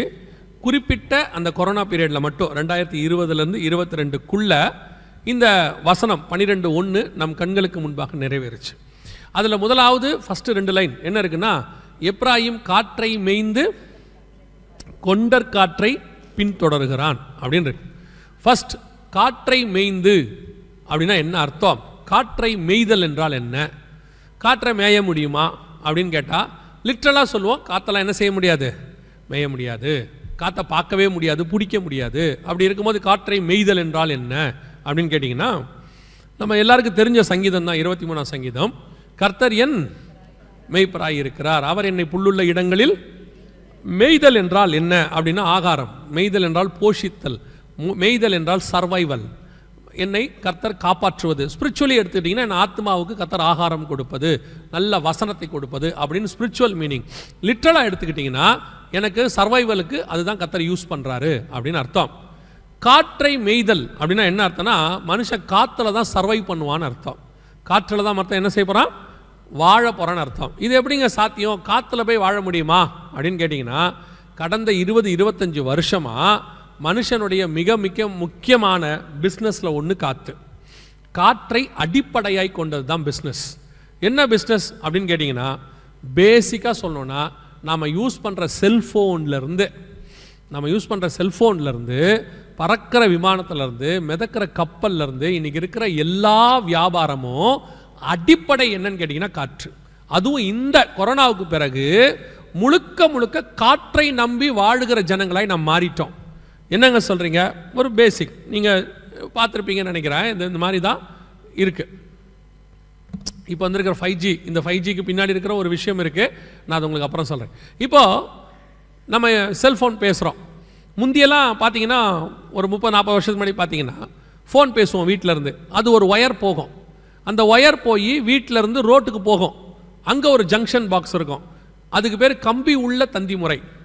இப்போ ஒரு 20-25 வருஷமாக கம்பி இல்லா தந்தி முறை, ஒயர்லெஸ் கொஞ்சம் கொஞ்சமாக மாறி இப்போ செல்ஃபோன் இருக்குது. இப்போ நீங்கள் செல்ஃபோனில் பேசுகிறீங்க, வாட்ஸ்அப்பில் பேசுகிறீங்களோ அல்லது கால் பேசுகிறீங்களோ, எப்படியோ எப்படி இன்னொருத்தருக்கு வேறு கண்டத்தில் இருக்கார், அமெரிக்காவில் இருக்கார், இந்தியாவில் இருக்காங்க, எப்படி நீங்கள் பேசுகிறது அந்த செகண்ட்லேயே கேட்குது. மேபி ஒரு செகண்ட் லேட்டாக கேட்கும், எப்படி உடனே கேட்குது? எந்த விதமான ஒயர் கனெக்ஷனும் இல்லை. அப்போ இந்த டிரான்ஸ்ஃபார்மிங் மோட் எது? உங்கள் ஃபோன் வந்து ஒரு சின்ன இன்ஸ்ட்ருமெண்ட் இப்படி கையில் இருக்குது, அவங்க கையில் ஒரு இன்ஸ்ட்ருமெண்ட் இருக்குது. இந்த 2 இன்ஸ்ட்ருமெண்ட்டுக்கு நடுவில் நீங்கள் பேசுகிற வார்த்தை எப்படி அவங்களுக்கு போகுது? எது இந்த டிரான்ஸ்ஃபார்ம் பண்ணுற மோடு எது அப்படின்னு கேட்டிங்கன்னா வேறு ஒன்றுமே இல்லை, காற்று. காற்றில் தான் எல்லாமே ட்ராவல் ஆகுது. அத்தனையும் எதில் ட்ராவல் ஆகுது? காற்றுல. இது அப்படியே கொஞ்சம் கொஞ்சமாக டெவலப் ஆகி நம்ம அனுப்புகிற வீடியோ, இமேஜஸ், நம்ம இப்போ பிஸ்னஸே முழுக்க ஆன்லைன் இல்லையா? ஆன்லைன்னாலே காற்று தான். ஆன்லைனுங்கிற வேர்டு வந்துருச்சுனாலே என்ன தான்? காற்று தான். அது வைஃபையோ அல்லது மொபைல் டேட்டாவோ நீங்கள் என்ன வச்சுருக்கீங்களோ எதாக இருந்தாலும் காற்று தான். இன்னைக்கு காற்று தான் மனுஷனுடைய வாழ்க்கையினுடைய ஆதாரம். காற்று இல்லாவிட்டால் இது போகாது. நீங்கள் ஃப்ளைட்டில் போயிட்டே இருக்கிறீங்கல்ல, திடீர்னு பாருங்கள் ஏர் பேக்கெட்ஸ்ன்னு சொல்லுவாங்க. அதாவது காற்று இல்லாத இடம் வந்தோடனே ஃப்ளைட் என்னவாகும்? அப்படி கொஞ்சம் கீழே விழும். காற்று இருந்தால் தான் ஃப்ளைட்டே பறக்கும், காற்று இருந்தால் தான் கப்பலே போகும், இல்லைன்னா கப்பல் போகாது, ஒரு இடமா தான் நிற்கும். காற்று இல்லாவிட்டால் ஃப்ளைட்டு கீழே விழும். காற்றை கிழிச்சிக்கிட்டு தான் போகணும். காற்று தான் பேஸ் எல்லாத்துக்கும். இன்னைக்கு காற்று. இது எப்போன்னு கேட்டிங்கன்னா இந்த கடைசி 40-50 வருஷமா, இதுக்கு முன்னாடி கிடையாது. நீங்கள் வாசிங்க எவ்வளோ துல்லியமாக நம்ம கடைசி காலத்தில் ஆண்டவர் சொல்லி வச்சிருக்கிறார் பாருங்க. எபேசியர்கள் நிருபம் 2ஆம் அதிகாரம், எபேசியர்கள் நிருபம் 2ஆம் அதிகாரம் 1-2 வசனங்களை வாசிங்க. அக்கிரமங்களினாலும் பாவங்களினாலும் மரித்தவர்களாயிருந்த உங்களை உயிர்ப்பித்தார். அவைகளில் நீங்கள் முற்காலத்திலே இவ்வுலக வழக்கத்திற்கேற்றபடியாகவும் கீழ்ப்படியாமையின் பிள்ளைகளிடத்தில் இப்பொழுது கிரியை செய்கிற ஆகாயத்து அதிகார பிரபுவாகி அப்படியே இருங்க. யாராவது இங்கிலீஷ் பைபிள் வச்சிருக்கீங்களா கையில்? Anybody have the English one, English version வாசிங்க பார்ப்போம். 2 Ephesians 2:2.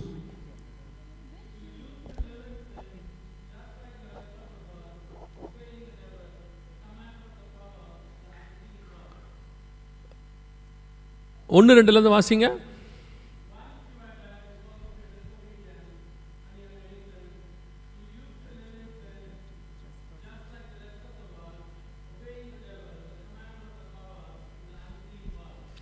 The prince of wind அல்லது அப்படின்னு ஒரு வார்த்தை இருக்கும் பாருங்க.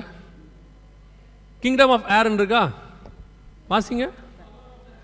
பவர் ஆஃப் த 2 அது 2 த பவர் ஆஃப் த ஏர், அதுதான் ஆகாயத்து அதிகார பிரபு அப்படின்னு இருக்குது. சில வெர்ஷனில் விண்டுன்னு இருக்கும், சில வெர்ஷனில் ஏர்னு இருக்கும். தமிழில் வந்து ஆகாயத்து அதிகார பிரபுன்னு இருக்கும். கடைசி காலத்தில் கிரியை செய்ய போகிறது என்னன்னு கேட்டிங்கன்னா the prince of wind, the prince of air, காற்றை மிக முக்கியமாக கொண்டதான பிசாசினுடைய காரியங்கள். அதான் ரொம்ப இம்பார்ட்டன்ட், அதான் ரொம்ப இம்பார்ட்டன்ட். இன்னைக்கு முழுக்க முழுக்க காற்றை அடிப்படையாக கொண்டது. அதுவும் கொரோனாவுக்கு பிறகு school online, office work from home எல்லாம் எதையும் அடிப்படையாக கொண்டதுக்கு. இப்போ டிரான்சாக்ஷன்ஸ், நீங்கள் சொல்லக்கூடியதான எல்லா மொபைல் டிரான்சாக்ஷன் அத்தனையும் எல்லாம் பாருங்க த்ரூ பேஸ் என்னன்னு பார்த்தீங்கன்னா விண்ட். இதுதான் மிக முக்கியமானது, காற்று. வேதம் சொன்ன கடைசி காலத்தில் காற்றை மேய்ந்து, அந்த காலம் வந்துடுச்சு. மிக துல்லியமாக காற்றைத்தான் நாம் இன்னைக்கு பேஸாக பயன்படுத்துகிறோம். கடைசியில் ஆண்டவர் என்ன சொல்றார்? வருகையின் போது, வருகை எப்படி நடக்கும், ரகசிய வருகை எப்படி நடக்கும்லாம் சொல்றோம்ல, வருகை வரும்போது கர்த்தர் மிக முக்கியமான ஒரு காரியத்தை செய்கிறார்னு இருக்கு. 7ஆம் அதிகாரம் வெளிப்படுத்தின விசேஷம் 1-2 வசனத்தை வாசிங்க பார்ப்போம். வெளிப்படுத்தல் 7:1-2. பூமியின் 4 திசைகளிலும் 4 தூதர்கள் நின்று பூமியின் மேலாவது சமுத்திரத்தின் மேலாவது ஒரு மரத்தின் மேலாவது காற்று அடியாதபடி பூமியின் 4 காற்றுகளையும் பிடித்திருக்க கண்டேன். கரெக்டா பாருங்க, அதை பிடிச்ச உடனே கீழே எல்லாரோட நெத்தியிலையும் முத்திரை போடுவார். இப்போ நீங்க எல்லாருக்கும் அத்தனையும் காற்றை கொண்டுதான் முத்திரை போடுறாங்க. உலக பிரகாரமா நீங்க நம்பர்ஸ் வச்சிருக்கீங்கல்ல, உங்களுக்கு இதெல்லாம் கொடுக்குறாங்கல்ல, ஐசி நம்பர், அந்த நம்பர், இந்த நம்பர், ஃபோன் நம்பர் எல்லாமே இருக்குல்ல, எல்லாமே ஆன்லைன், எல்லாமே ஆன்லைனில் தான் வச்சுருக்காங்க. த்ரூ ட்ராக்கிங் சிஸ்டம், காத்தையில் தான் வச்சு உங்களை ட்ராக் பண்ணுறாங்க. எங்கே போனாலும் CC camera, fully controlled by satellite, எல்லாமே த்ரூ காற்று தான், எல்லாமே காற்றை அடிப்படையாக கொண்டது. நம்மளை ட்ராக் பண்ணுறது, நம்ம அக்கௌண்ட்டை ட்ராக் பண்ணுறது, நம்ம மெயிலை ட்ராக் பண்ணுறது எல்லாமே காற்று. கர்த்தர் என்ன பண்ண போகிறாராம்? வருகையின் போது ஒரு கூட்டத்தை ஆண்டவர் வேறு பிரிக்க போறார். பிரிக்கிறதுக்கு முன்னாடி கர்த்தர் என்ன செய்யறாருன்னா, பூமியில் இருக்கிற மொத்த காத்தையும் பிடிக்கிறார். அதோட அர்த்தம் என்னன்னா, எல்லா சேட்டிலைட் உட்பட எல்லாம் கொலாப்ஸ் ஆக போகுது கொஞ்ச நாளைக்குன்னா சம் டேஸ். இது நடுவில் சில காரியங்கள் நடக்கும். எவ்வளோ அழகான விஷயத்தை கர்த்தர் எவ்வளோ அழகாக சொல்லி வச்சிருக்கிறார். கரெக்டாக முத்திரை போடுவார் ஆண்டவர். இப்போ இவங்க காற்றை வச்சுக்கிட்டு நமக்கு முத்திரை போடுறாங்க. எல்லாம் ஆன்லைனில் தான் நமக்கு பண்ணுறாங்க. நீங்கள் போன உடனே என்ன சொல்கிறாங்க? ஒரு இடத்துல ஸ்கேன், 4 விரல் ஸ்கேன் பண்ணுங்கன்றாங்க. Face FCR, face recognition system, எஃப்ஆர்சிம்பாங்க. எல்லாமே எடுத்து காற்றுல தான் ஸ்டோர் பண்ணுறாங்க, க்ளவுடில், சேட்டிலைட்டில் தான் அவங்களை கண்காணிக்கிறாங்க. காற்றை வைத்து இப்போ இவங்க முத்திரை போடுறாங்க. கர்த்தர் காற்றை பிடித்து முத்திரை போட போகிறார். இது வருகைக்கு முன்பாக நடக்க வேண்டிய ஒரு சம்பவம். இப்போ அந்த தீர்க்க தரிசனத்தினுடைய முதல் படி நிறைவேறிக்கிட்டு இருக்குது. ஃபுல் அண்ட் ஃபுல்லு நீங்கள் இப்போ நமக்கு எல்லாமே ஆன்லைன் தான், ஈஸியாக இருக்கு. பசங்களுக்கு ஸ்கூல் போகிறத விட ஆன்லைன் ஈஸியாக இருக்கு. வீட்டில் சமைக்கிறத விட நமக்கு ஆன்லைனில் ஆர்டர் பண்ணுறது ஈஸியாக இருக்கு. பேங்க்குக்கு போகிறத விட ஃபோனில் டிரான்சாக்ட் பண்ணுறது ஈஸியாக இருக்கு. லெட்டர் உட்காந்து எழுதுறத விட இமெயில் அனுப்புறது ஈஸியாக இருக்கு. இல்லை நமக்கு எடுத்து ஃபோட்டோ எடுத்து அதை காப்பி போடுறத விட ஃபோனில் எடுத்து அதை பாஸ் பண்ணுறது ஈஸியாக இருக்குது, ஃபார்வர்ட் பண்ணுறது. எல்லாமே காற்று, எல்லாமே காற்று. இப்போ நம்ம அந்த 12:1 கிட்ட வந்துட்டோம். இப்போ இல்லை, ஒரு 20 வருஷமாக இது கொஞ்சம் கொஞ்சமாக நடக்குது. இது ஆரம்பித்த இடத்துலேருந்து சொல்லிக்கிட்டே வரோம். இப்போ நம்மளை பிடிக்க போகிறாங்கன்னு. அப்போ அது நம்ம பெருசாக தெரியல. இப்போ 100% கொரோனாவுக்கு அப்புறம் ஒரு ரிப்போர்ட் கொடுத்துருக்குறாங்க. பூமியில் உள்ள டிரான்சாக்ஷன்ஸ் 80 to 90% ஆன்லைனில் மாறிடுச்சு. 80 to 90%. இன்னும் ஒரு 10 to 20% மட்டும்தான் ஆஃப்லைன் டிரான்சாக்ஷன்ஸ் நடந்துட்டு இருக்குது. இன்னும் வருகிற காலத்தில் இப்போ ஆஸ்திரேலியா முழுக்க பேங்க்ஸ் ஃபுல்லாக ஆன்லைன் பேங்க்ஸாக மாற்றிட்டாங்க. கேஷ் டிரான்சாக்ஷனே கிடையாது. நீங்கள் பேங்க்குக்கு போய் பணம் போட்டு எடுக்கிறது ஏடிஎம் மிஷினே கிடையாது. முழுக்க ஆன்லைன் டிரான்சாக்ஷன்ஸ். இப்போவே நீங்கள் சென்னைக்கு வந்து பாருங்கள், ரோட்டில் ஒரு பழக்கடைக்காரர் கியூஆர் கோடோட உட்காந்துருக்கிறார். நீங்கள் போய் பாருங்கள், கீரை வாங்கினா கியூஆர் கோட். அவரே சொல்கிறாரு ஜிபேல அனுப்பிடுங்கன்றார்.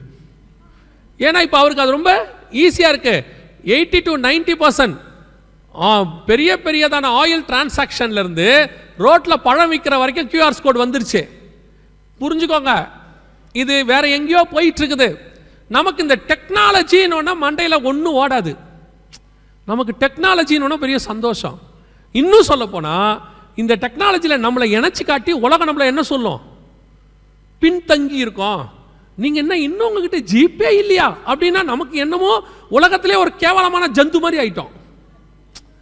நம்ம கொஞ்சம் இந்த டிரான்சாக்ஷன்லாம் தெரிஞ்சிக்காம ஆப்பெல்லாம் டவுன்லோட் பண்ணாமல் அப்படி நம்ம இருந்தோம்னா அவன் நம்மளை கேட்குறான், என்னது உங்ககிட்ட வாட்ஸ்அப் இல்லையா? வாட்ஸ்அப் இல்லையாங்கிறது உங்கள் வீடு இல்லாமல் நடுத்தரில் நிற்கிறீங்களான்ற மாதிரி ஆயிடுச்சு. இப்போ அவ்வளோ கேவலமான விஷயமா ஆயிடுச்சு. நம்மளை கேட்கும் போதே அப்படி தான் கேட்குறான், உங்ககிட்ட இந்த ஆப் இல்லையா? நம்ம சும்மா இருந்தாலும் அவர் சொல்லிட்டு போகிறாரு, நான் வேணா டவுன்லோட் பண்ணி கொடுத்துரு. அவன் நம்மளை மாட்டி விட்டு போகிறதுல அவருக்கு ஒரு ப்ளஸ் பாயிண்ட் இருக்கு. இப்போ யாருக்கு இந்த ஆளுங்க அதே மாதிரி சுவிசேஷம் சொல்லுவாங்களா பாருங்க. உங்ககிட்ட மொபைலில் பைபிள் ஆப் இல்லையா? டெய்லி ஒரு வசனம், அதை சொல்ல மாட்டாங்க, பைபிளை பற்றியே பேச மாட்டாங்க. ஆனால் இதெல்லாம் கரெக்டாக செய்வாங்க. காற்றை பின்தொடருகிற காலம் வந்துடுச்சு. அதுவும் குறிப்பாக அந்த 2வது லைன் சொல்லுது, கொண்டற் காற்றை பின்தொடர்கிறான். கொண்டற் காற்றுனா இங்கிலீஷில் என்ன இருக்குன்னா த வின் ஃப்ரம் த ஈஸ்ட்னு இருக்கும். அப்படி தானே இருக்குது 12:1 த வின் ஃப்ரம் த ஈஸ்ட் அப்படின்னு இருக்கும். கிழக்கிலிருந்து வீசக்கூடிய காற்றை பின்தொடர்கிறான்.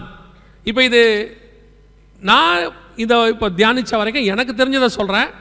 இது எந்த அளவுக்கு பர்ஃபெக்ட்டு நீங்கள் எடுத்துக்க முடியாது. இது எனக்கு இதை படிக்கும் போது தோணுச்சு. என்ன அப்படின்னு கேட்டிங்கன்னா, இது வரைக்கும் நம்ம யூஸ் பண்ண எல்லாமே த டெக்னாலஜி ஃப்ரம் வெஸ்ட். இது ஒரு பெரிய லாங் சப்ஜெக்ட். தானியேல் சொல்லுவார் 7:2-3 பூமியின் 4 காற்றுகளும் பெரிய சமுத்திரத்தில் வீசியதுன்னு. இந்த 4 காற்றுகளை ஒரு காற்று வரும்போதும் ஒவ்வொரு சம்பவம் நடக்கும்.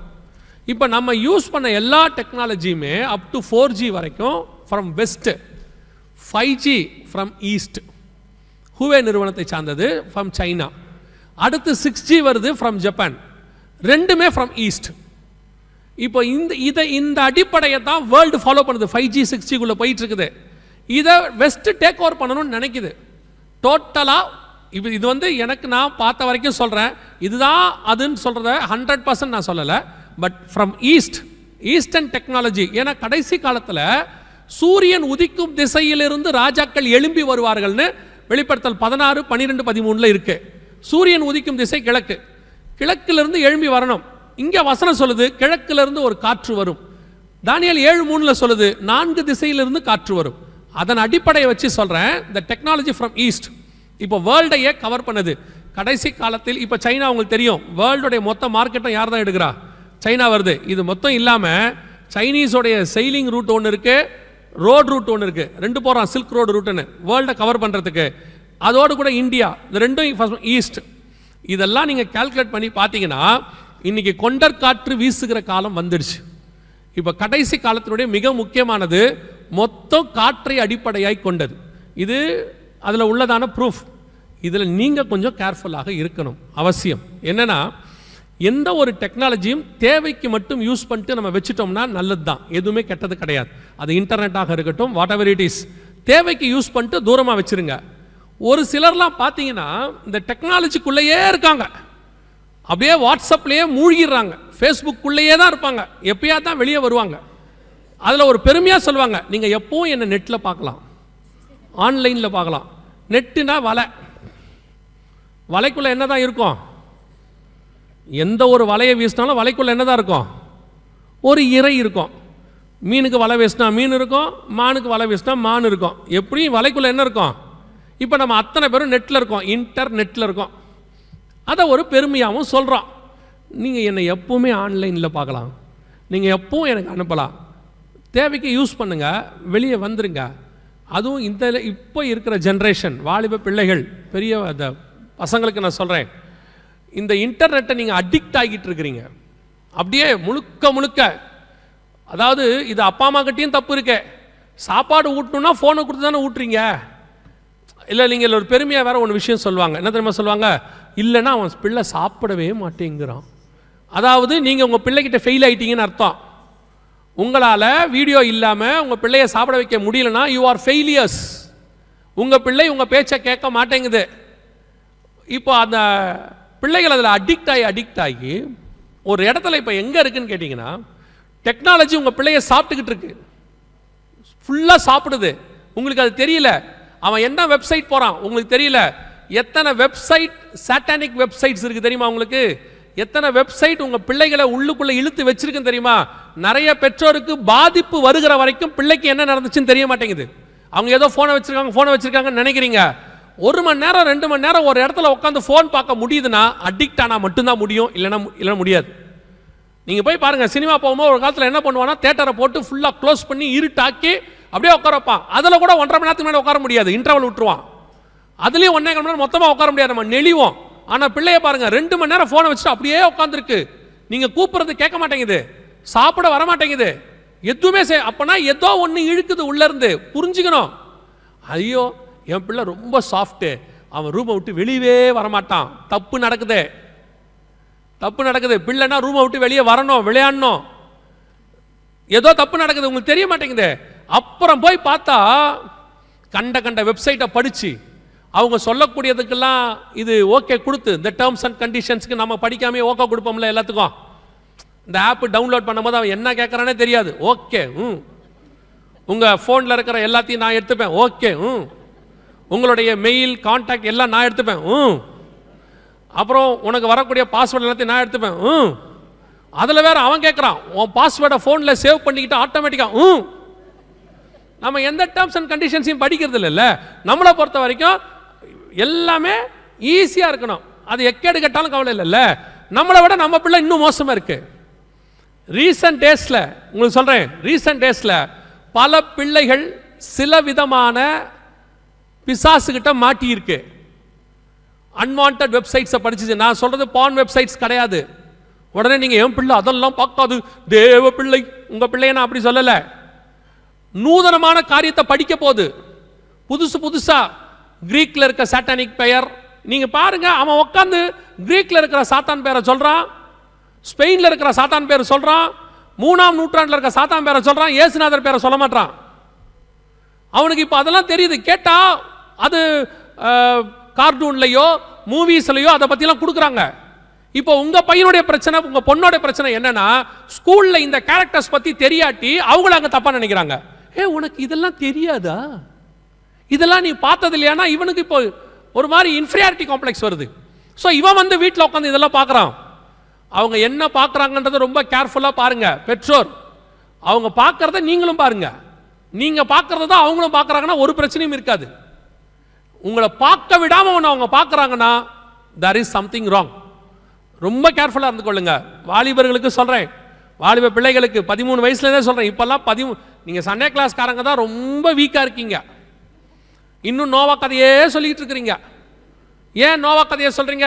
13 வயசு தான் ஆகுது, அவங்களுக்கு ஒன்றும் தெரியாது, அவங்களுக்கு எல்லாம் தெரியும். அவன் 11 வயசுல எலான் மாஸ்கை பற்றி பேசுகிறான், 10 வயசுல ஏஐ டெக்னாலஜி பற்றி பேசிக்கிட்டு இருக்கிறான், துபாயில் இருக்கிற டெக்னாலஜியை 9 வயசு பையன் பேசுகிறான். அவனுக்கு இன்னைக்கு நீங்கள் இன்னும் நோவா கதையே சொல்லிக்கிட்டு இருக்கிறீங்க.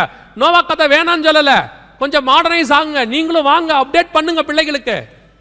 உட்காந்து நீங்கள் சொல்கிற நோவா கதையை கேட்கறதுக்கு அவனுக்கு பிடிக்கல. இன்னைக்கு உள்ள பிரச்சனையை சொல்லி கொடுங்க. சபை அப்டேட் ஆகணும். அதாவது நீங்கள் அப்படியே டெக்னாலஜியில் வளருதுன்னா என்னன்னு கேட்டிங்கன்னா, ஏசி போடுறது மைக் போடுறது மட்டும் இல்லை, நீங்களும் ஆகணும் அப்டேட்டு. இன்னைக்கு அதான் நடக்குது. பிள்ளைகள் ரொம்ப கேர்ஃபுல்லாக இருங்க. உங்களுடைய ஒரு வீடியோ போதும் உங்களை அருவருப்பாக காட்டுவதற்கு. உங்கள் ஒரு வீடியோ போதும் ஆன்லைனில். நீங்கள் நிறைய பேர் சொல்கிறாங்க அதெல்லாம் ஒன்றும் எங்களை செய்யாது. அது நடந்து நீங்கள் வேதனைப்பட்டு அதுக்கப்புறம் ஒரு ஆக்ஷன் எடுத்து அதை ரிமூவ் பண்ணுறதை விட அப்படி ஒன்று நடக்காமல் இருப்பது நல்லது.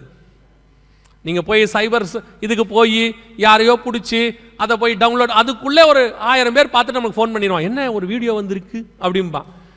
அதுக்கு நான் என்ன சொல்கிறேன், அப்படி ஒரு காரியத்தை செய்யாதீங்க. அதுவும் குறிப்பாக வாலிப பெண் பிள்ளைகளுக்கு சொல்கிறேன், ஒரு நாளைக்கு 100 செல்ஃபி ஏன் எடுக்கிறோம் எதுக்கு எடுக்கிறோன்னே தெரில.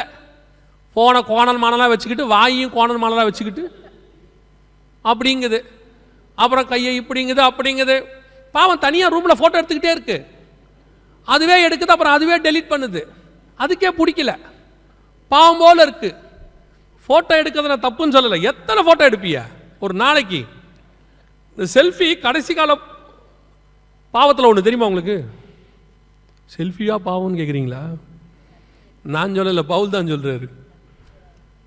திமோத்தி நிருபம் 2 திமோத்தியு 3ஆம் அதிகாரம் 1-2 வசனங்களை வாசிங்க. மேலும் கடைசி நாட்களில் கொடிய காலங்கள் வருமென்று அறிவாயாக. எப்படியெனில் மனுஷர்கள் தற்பிரியராயும் பணப்பிரியராயும். தற்பிரியம்னா என்ன? தற்பிரியத்துக்கு நல்ல எக்ஸாம்பிள் செல்ஃபி.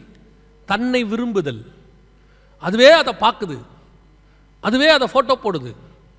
அதுக்கு ஸ்டேட்டஸில் வைக்கிறதுக்கு டெய்லி ஏதோ ஒன்று தேவைப்படுது. எதை வைக்கிறதுன்னு தெரியல. பாவமாக இருக்குது. ஒரு ஹோட்டலுக்கு போனோம்னா, ரெஸ்டாரண்ட்டுக்கு போனோம்னா, சாப்பாடு வாங்கணும்னா முந்தியெல்லாம் குடும்பம் சேர்ந்து ஜோம் பண்ணுவோம்ல. இப்போ ஜோம் பண்ணுறதில்ல. இருங்க அப்படின்ட்டு ஃபோட்டோ தான் எடுக்குது மேலே வச்ச.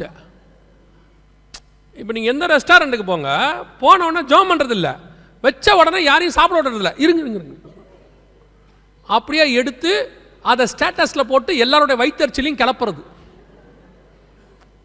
அவன் ஒருத்தர் சாப்பிடாம வேலை பார்த்துட்டு இருப்பான்ல, இல்லை வாங்க முடியாமல் ஒருத்தர் இருப்பான்ல, அவன் பார்ப்பான். பார்த்துட்டு இதில் ஒரு சிலர் பெரியவங்களும் இருக்காங்க.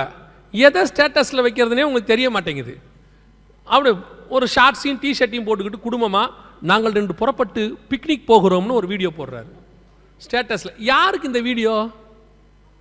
என்னப்போ கேட்டிங்கன்னா அந்த ஊர் திருடனுக்கு. நாங்கள் வீட்டில் இல்லை, குடும்பமாக புறப்பட்டோம், முடிஞ்சால் வந்துட்டு போ. எதை ஸ்டேட்டஸில், ஸ்டேட்டஸ்னால் என்ன அதுவும் தெரிய மாட்டேங்குது நமக்கு. முதல்ல எதை வைக்கணும், ப்ரொஃபைல் ஃபோட்டோ என்ன வைக்கணும் அதுவும் தெரியாது. எதை ப்ரொஃபைல் வைக்கணும் அதுவும் தெரியாது. எதை ஸ்டேட்டஸ் வைக்கணும் அதுவும் தெரியாது. எதை ஃபார்வேர்ட் பண்ணணும் அதுவும். அந்த 12 ஓசியா 12:1 திருப்பி வாசிங்க.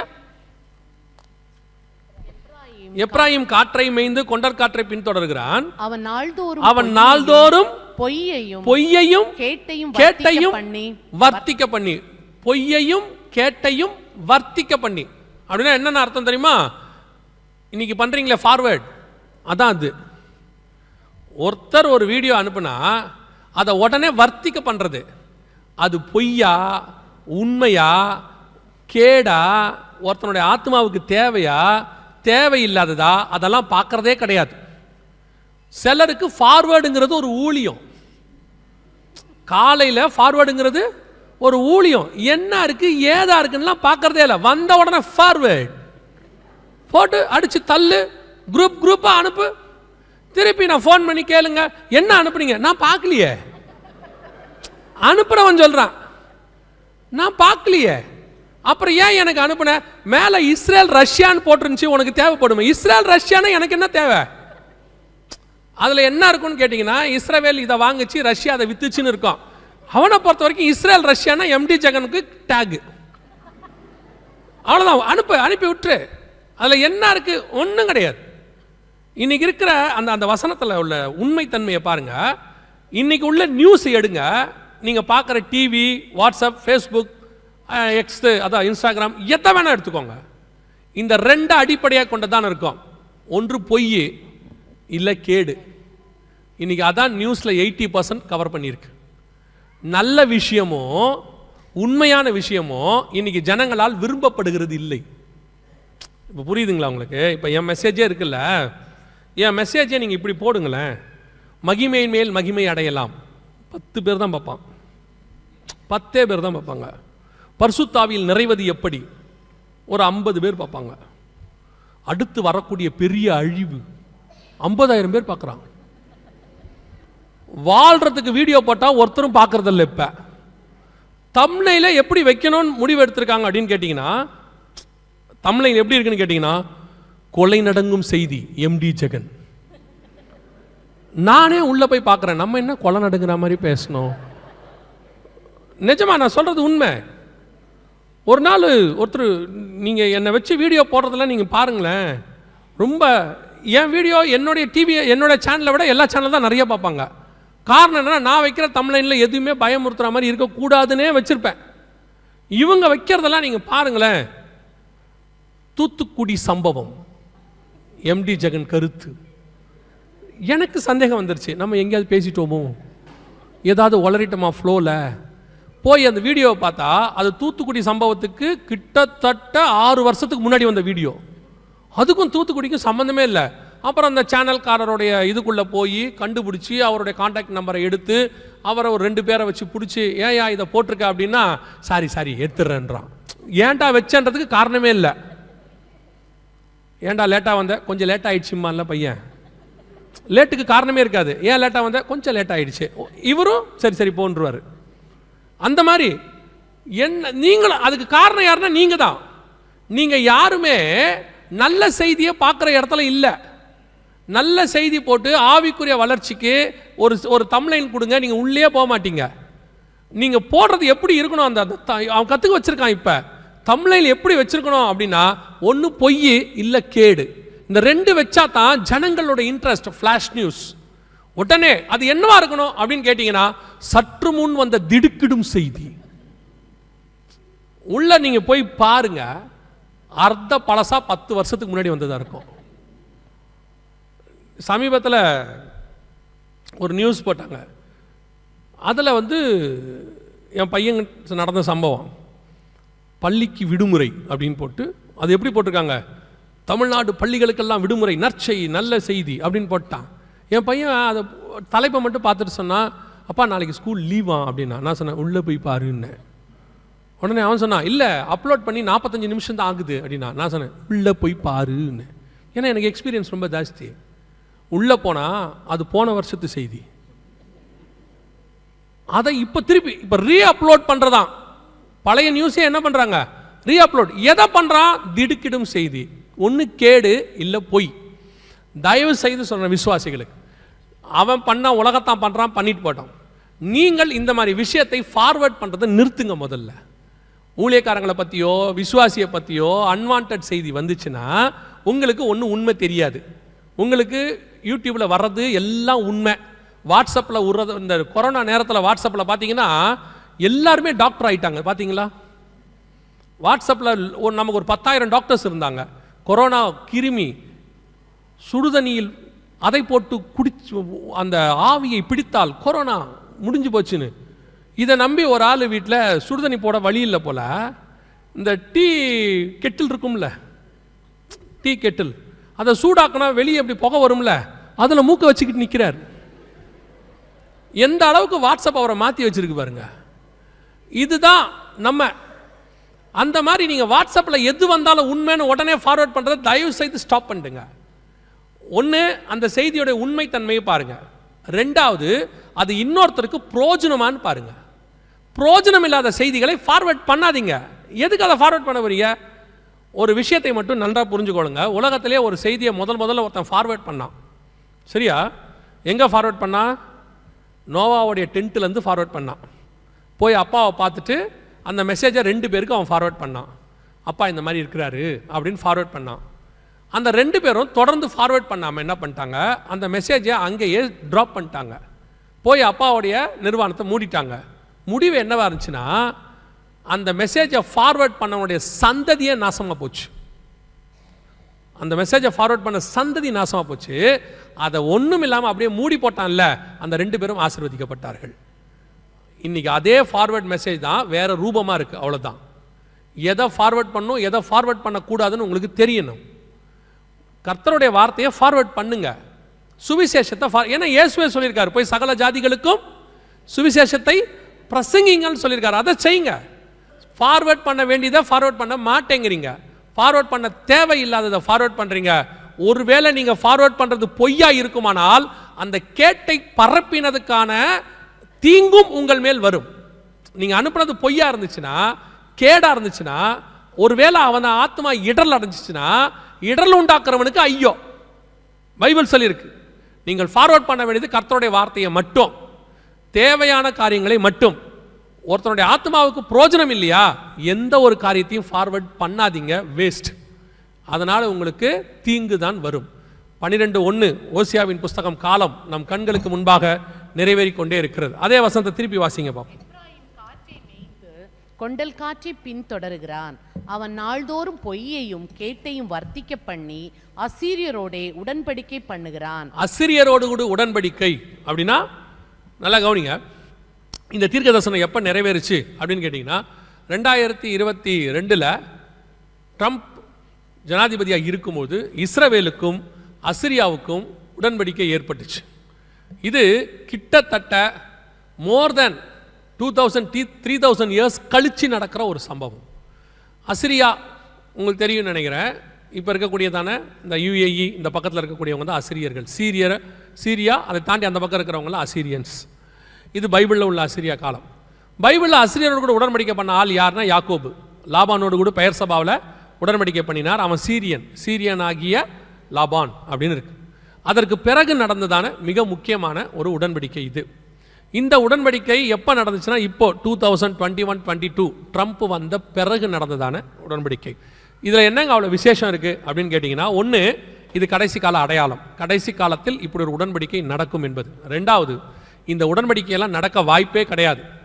1948 இஸ்ரவேலர்கள் வந்ததிலிருந்து இவங்க அத்தனை பேரும் 22 அரபு நாடுகளும் அவர்களுக்கு எதிர்ப்பு. அவங்களுடைய பாஸ்போர்ட்டில் கூட இஸ்ரேல் தேசத்துக்கு போகக்கூடாதுன்னு போட்டிருக்கோம். This passport is not valid for இஸ்ரேல்னே போட்டிருப்பாங்க. அந்த அளவுக்கு எதிர்ப்பு. ஆனால் பைபிள் சொல்லுது கடைசி அவங்களோட கூட என்ன நடக்கும், ஒரு உடன்படிக்கை நடக்கும்னு. அந்த உடன்படிக்கை இப்போ தான் நடந்துச்சு. இதுக்கு முன்னாடி 2000 வருஷமாக அந்த உடன்படிக்கை கிடையாது. 1948 கிடையாது. அவங்க வந்த பிறகும் அந்த உடன்படிக்கை கிடையாது. அவங்கள பழியாக எதிர்க்கிறவங்க தான் இருந்தாங்க. அவங்க நாட்டுக்கு போகக்கூடாது, அவங்க நாட்டுக்கு மேலே விமானம் பறக்கக்கூடாது, அவங்க விமானம் இவங்க நாட்டுக்கு மேலே பறக்கக்கூடாது, பயங்கர ரெஸ்ட்ரிக்ஷன். இதுக்கு நடுவில் பைபிள் சொல்லுது அசிரியாவோடு கூட அவர்கள் எப்ராயிம் இஸ்ரவேல் உடன்படிக்கை செய்யும் என்று. வேதம் சொன்னபடி துல்லியமாய் தீர்க்க தரிசனம் நிறைவேறியது. இதெல்லாம் ஏதோ உலகத்தில் நடக்கக்கூடிய ஒரு சம்பவமாக நீங்கள் பார்க்குறீங்க. பைபிள் இதை ஒரு அடையாளமாக சொல்லுது. கடைசி காலத்தில் நடக்க வேண்டிய அடையாளமாக வேதம் சொல்லுது. இஸ்ரவேல் ஜனங்கள் வந்த பிறகு இந்த உடன்படிக்கை நடக்கும் என்று வேதம் சொன்னபடி துல்லியமாக உடன்படிக்கை நடந்துருச்சு. ஆனால் இந்த உடன்படிக்கை நடக்கும் போதே நாங்கள் எங்களுடைய வீடியோலையும் பத்திரிகையிலும் எழுதினோம், இது ஒரு டெம்பரவரி. ஏன் அப்படின்னு கேட்டிங்கன்னு சொன்னால், இந்த உடன்படிக்கை என்பது ஒரு கடைசி காலத்தின் அடையாளம். இதற்கு பிறகு இஸ்ரவேலுக்கு விரோதமாய் அவர்கள் கூடுவார்கள்னு அது சகரியால இருக்கு. சொன்னபடி இப்போ இஸ்ரவேலுக்கு விரோதமாக கூடியாச்சு. எல்லா நாடுகளும் வந்துருச்சு. ஆனால் 12:1 வேதம் சொன்னபடி நிறைவேறி விட்டது. கடைசி அந்த வசனம் என்ன சொல்லுது, அசிரியோடு கூட உடன்படிக்கை அசிரியோடு கூட உடன்படிக்கை ஏற்படுத்தி எகிப்துக்கு எண்ணெய் கொண்டு போகப்படுகிறது. எவ்வளவு ஒரு ஆச்சரியமான விஷயம். 2 காரியம். ஒன்று, 1948 எகிப்து இஸ்ரவேலுடைய நம்பர் 1 எதிரி. நாசர்னு ஒருத்தர் இருந்தார் 1972 வரைக்கும். அவர் தான் சொன்னார், இஸ்ரவேல் ஒரு தேசத்தை ஒழிக்காமல் நான் விடமாட்டேன் அப்படின்னு சொன்னார். அவ்வளோ பெரியதான இஸ்ரவேலுக்கு எதிரான ஒரு நாடு எகிப்து. நம்பர் 2, எகிப்துக்கு எண்ணெய் கொடுக்குற அளவுக்கு இஸ்ரவேல்கிட்ட வளம் கிடையாது. அன்னைக்கு எகிப்து சூயஸ் கால்வாய் இருக்குது, அவங்கக்கிட்ட தேவையான எல்லா வளமும் இருக்குது. அவங்களுக்கு என்ன வேணும்னா மற்ற அரபு நாடுகிட்ட வாங்க முடியும். பக்கத்துலேயே சவுதி இருக்குது, பக்கத்துலேயே பஹ்ரைன் இருக்குது, வாங்க முடியும். அவங்க நினச்சா எங்கேருந்து வேணால் வாங்கலாம். ஆனால் பைபிள் சொல்லுது இஸ்ரவேல்லேருந்து எண்ணெய் எகிப்துக்கு போகணும். இது நடக்குமா லைஃப்பில்? முதல்ல இஸ்ரவேல்கிட்ட அவ்வளோ எண்ணெய் இருக்கணும். ரெண்டாவது எகிப்து போய் இவங்ககிட்ட வாங்கணும். அது அதை விட பெரிய விஷயம். ஏன்னா அவங்கள சுற்றி இருக்கிற அரபு நாடுகள்கிட்டே அவங்க வாங்கிட்டு போயிடுவாங்க. ஆனால் பைபிள் சொன்ன மாதிரி துல்லியமாக தீர்க்க தரிசனம் அப்படியே நடந்துச்சு. 2022 எகிப்துக்கு இஸ்ரவேலிலிருந்து எண்ணெய் கொண்டு போகப்பட்டாச்சு. இப்பவும் போயிட்டு. இது லேவியதான் மெத்தட் அப்படின்னு பேர். லேவியதான் என்னன்னா பைபிளில் கடல் பாம்பு அப்படின்னு இருக்கு. கடல் பாம்புனா என்னன்னா, இஸ்ரவேலுடைய எண்ணெய் கிணறுலேருந்து கடல் வழியாக ஒரு பைப் போகிறத காட்டுவாங்க பாருங்க. ஒரு பெரிய பைப் வழி போகுது பாருங்க, பெரிய பைப்பு கடலுக்கு அடியில் எகிப்துக்கு எண்ணெய் இன்னும் போகுது. இப்பவும் இருக்கு, இந்த இருக்கு, நடந்துகிட்டு இருக்குது. அது எப்போ வந்துச்சுங்கிற நியூஸ் தான் பக்கத்தில் இருக்கு.